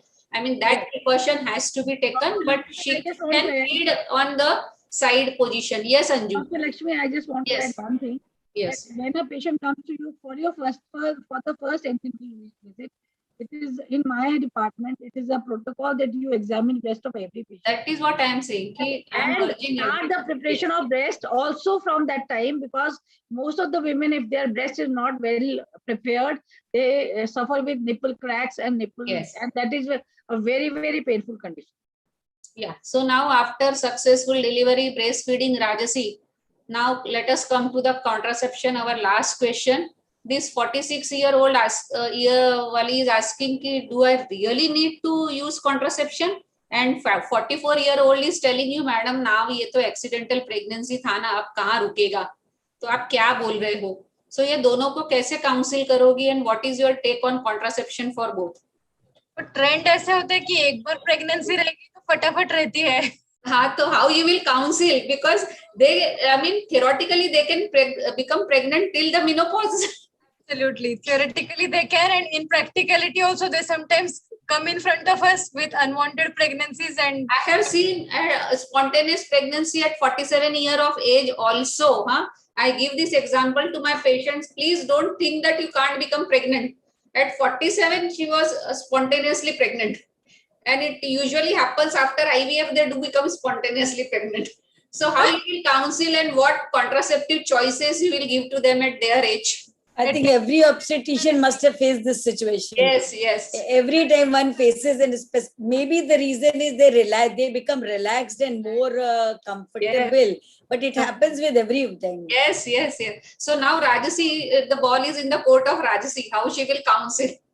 So actually, with the twin pregnancy, for both of them, the most ideal would be to go ahead for a sterilization. But respecting the woman's own body and her own choices, if she wants to go ahead for some temporary method till the baby grows bigger or something, or whatever is her own choice, a copper IUCD would be the most ideal thing to do. PP IUCD is very good. Yes, at the time of cesarean section. Yes. If by her age she has been having some menstrual problems, you can also offer her progesterone IUS. That is one option. So that gives like a dual effect. It can stay in situ till she very well goes beyond the age of menopause, around 50, 52. It can stay in situ. And another option is about barriers, condoms, which can be used, because in this age group, the frequency of coitus may also be a little lesser, although we cannot presume that.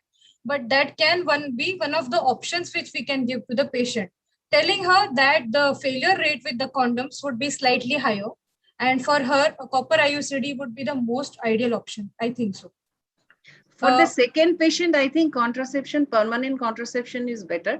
But Yes. for first patient, you cannot do permanent. Please don't do, even if they sign on those tubectomy papers, she is first time IVF pregnancy, we don't do And tubectomy. especially Till their twins, child is years old, we don't do tubectomy. And especially twins, when the babies will be small comparatively, weight, are at a more complications in the twins. We tell them we are not doing tubectomy for you. Temporary They can opt for methods are a better years one. after, but tubectomy is not done. Yeah.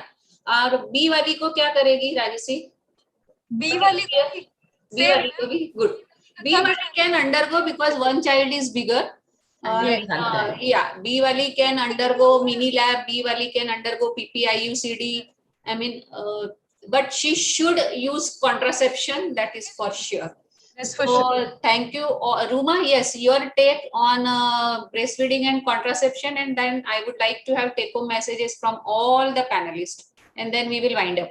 Yeah.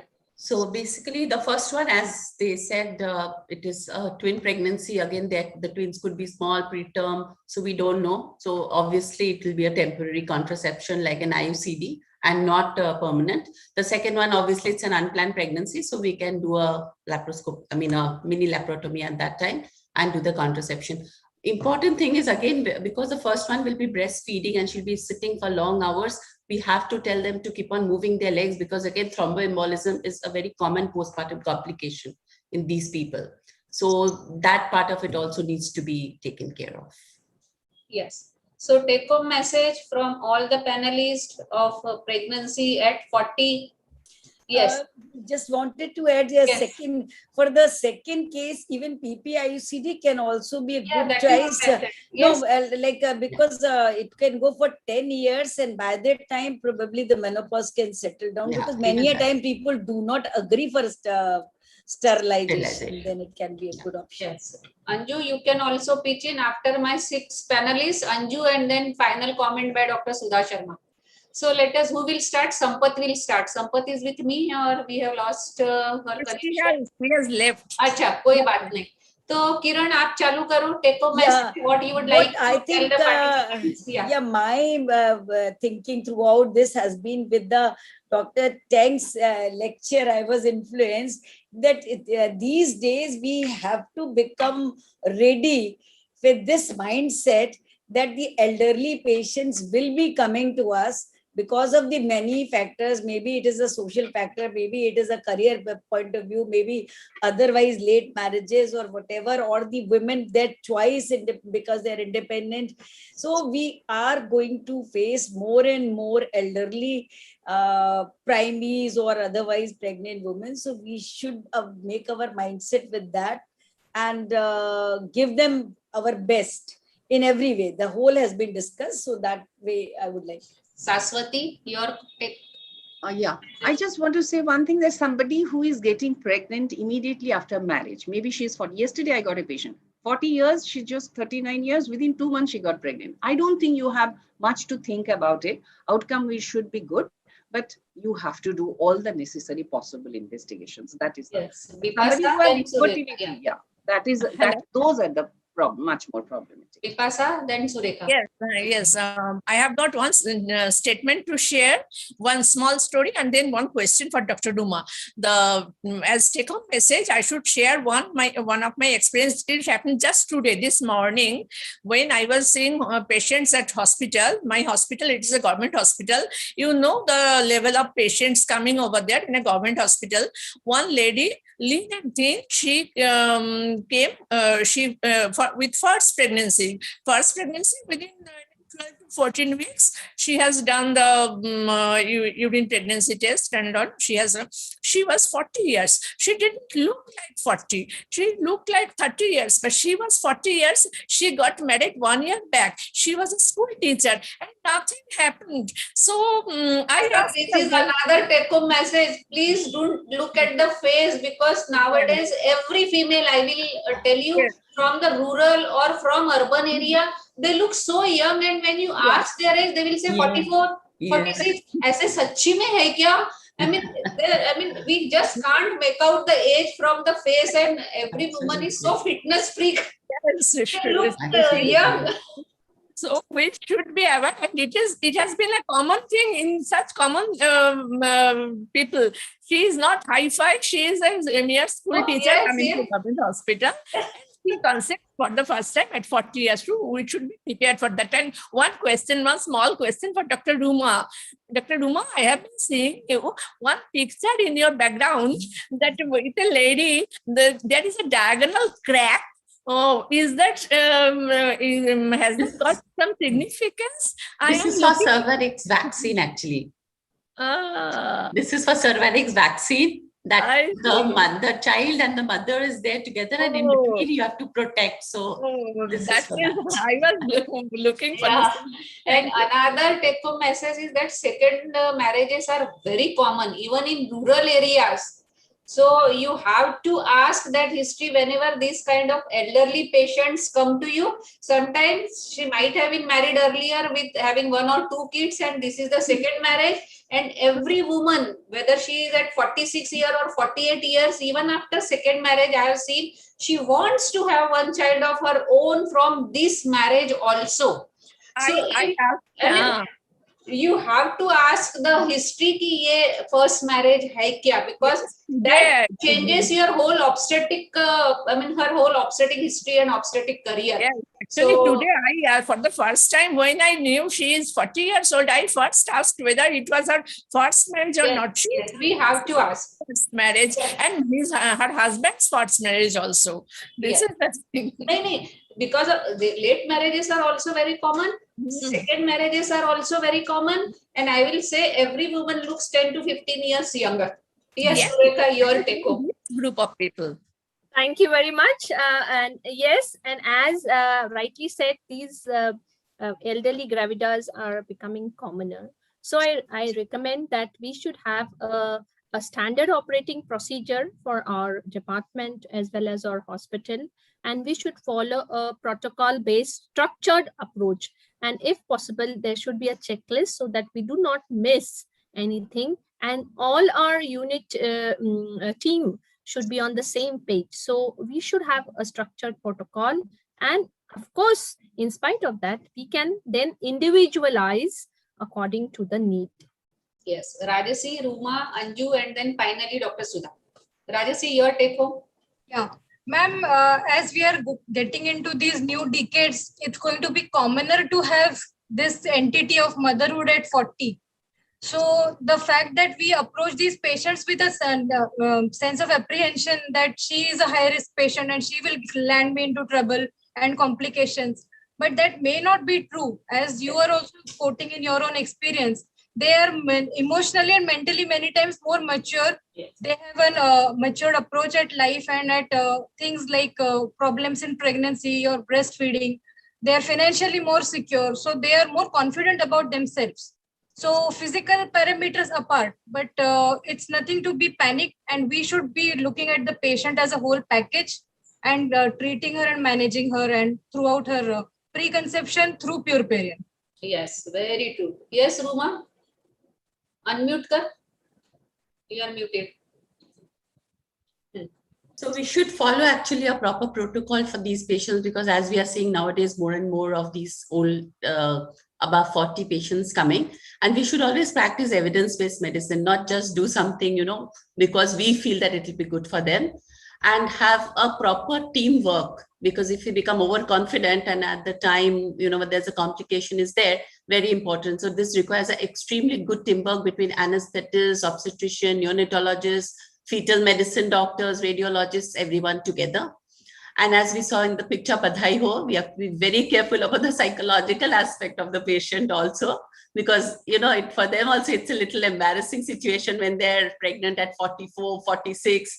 So apart from being the obstetrician, we should also act like a psychotherapist for them. Yes, Anju, and then final comment. I think it's just the last thing which I wanted to speak, that, you know, sometimes the doctors can be very, very sarcastic. अरे इस उम्र में pregnancy क्या कर रही है? So that is very, very important aspect, and we have to be very, very, you know, vigilant not to give any kind of loose remarks or any kind of, you know, and we have to be very supportive. And from day one, we have to be, you know, we have to not scare the patient, but we have to look into all the details, starting from history to examination to, you know, every step, and close monitoring for, you know, because these patients have a high risk of prematurity and IUGR and other metabolic disorders. So everything is to be monitored from day one and till they are delivered, and till post delivery also, because feeding, especially in cases of, you know, which is they are, they may be having ART. So, you know, looking after multiple deliveries, post delivery, you have to give them a very good support, give them guidance during the antenatal period, that, you know, take a help or take your, you know, because in India we are lucky that we have elders to help you, but sometimes they may not be available. So take a help, plan in advance about the postnatal care, which is very, very important, because the lady needs to rest and look after the babies, both the things. So postnatal care in these patients is very, very important. Then getting a good diet in the postnatal period is again very important. Yeah, Dr. Anju, I would like to agree with you that we should not be judgmental, because sadly, I have also come across a few patients who have lost their grown-up child in accident or some mishap, and these poor couple then come to you for having a child, because now they have left with no other option.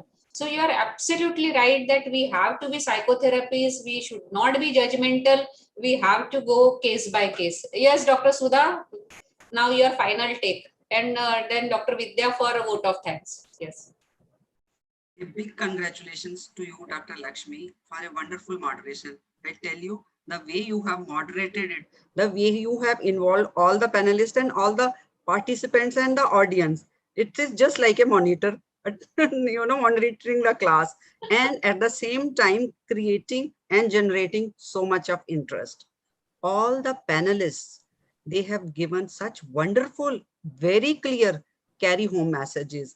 And Dr. Ruma was icing on the cake, you know, from the way. So it was wonderful listening to everyone. Dr. Anju, you also made a beautiful remark at the end. So I just need to tell one thing, which you have also highlighted, that we know that pregnancy at 40 is a challenging task for everyone, not for obstetrician, for the pediatrician, for the anesthetist, and for the whole team. Maybe for blood bank, we need to involve blood bank as well, and sometimes our endocrinologists, our physicians. So, but we don't have to scare the patient. We don't have to demoralize the patient.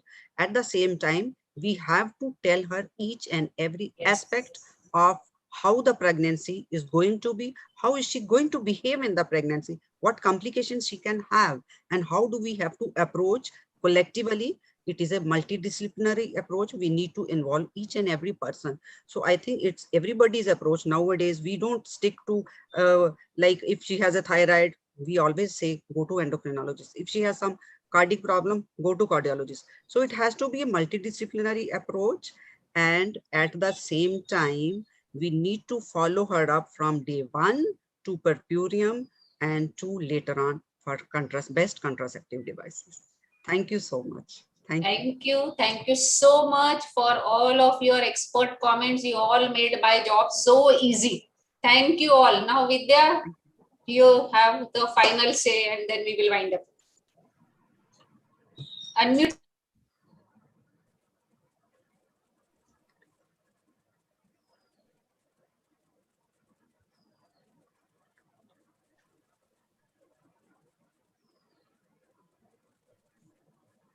Unmute. Dr. Vidya, unmute. Vidya, unmute. Unmute kar, Vidya. No, you are muted. Sorry about that. So today is also the World Environment Day. So our patients have very good, oh no, sorry, I'm really sorry about this. Our patients have excellent gynecologists, but our poor earth does not seem to have very good doctors to look after her. So let's hope that things will improve.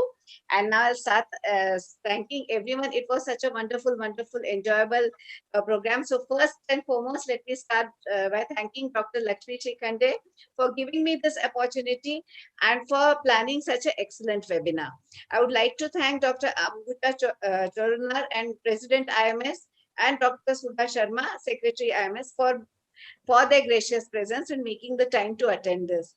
Thank you. Dr. Jaideep Pak has left and I know how busy he is, but thank you. Heartfelt thanks for such an excellent talk. Then thank you, Dr. Ruma Bhagav, for coming all the way from Dubai. I mean, joining from all the way from Dubai. I think Dubai, isn't it? Yes, it is Dubai, and thank you so much for this. Yeah. I haven't been able to go to India for 2 years.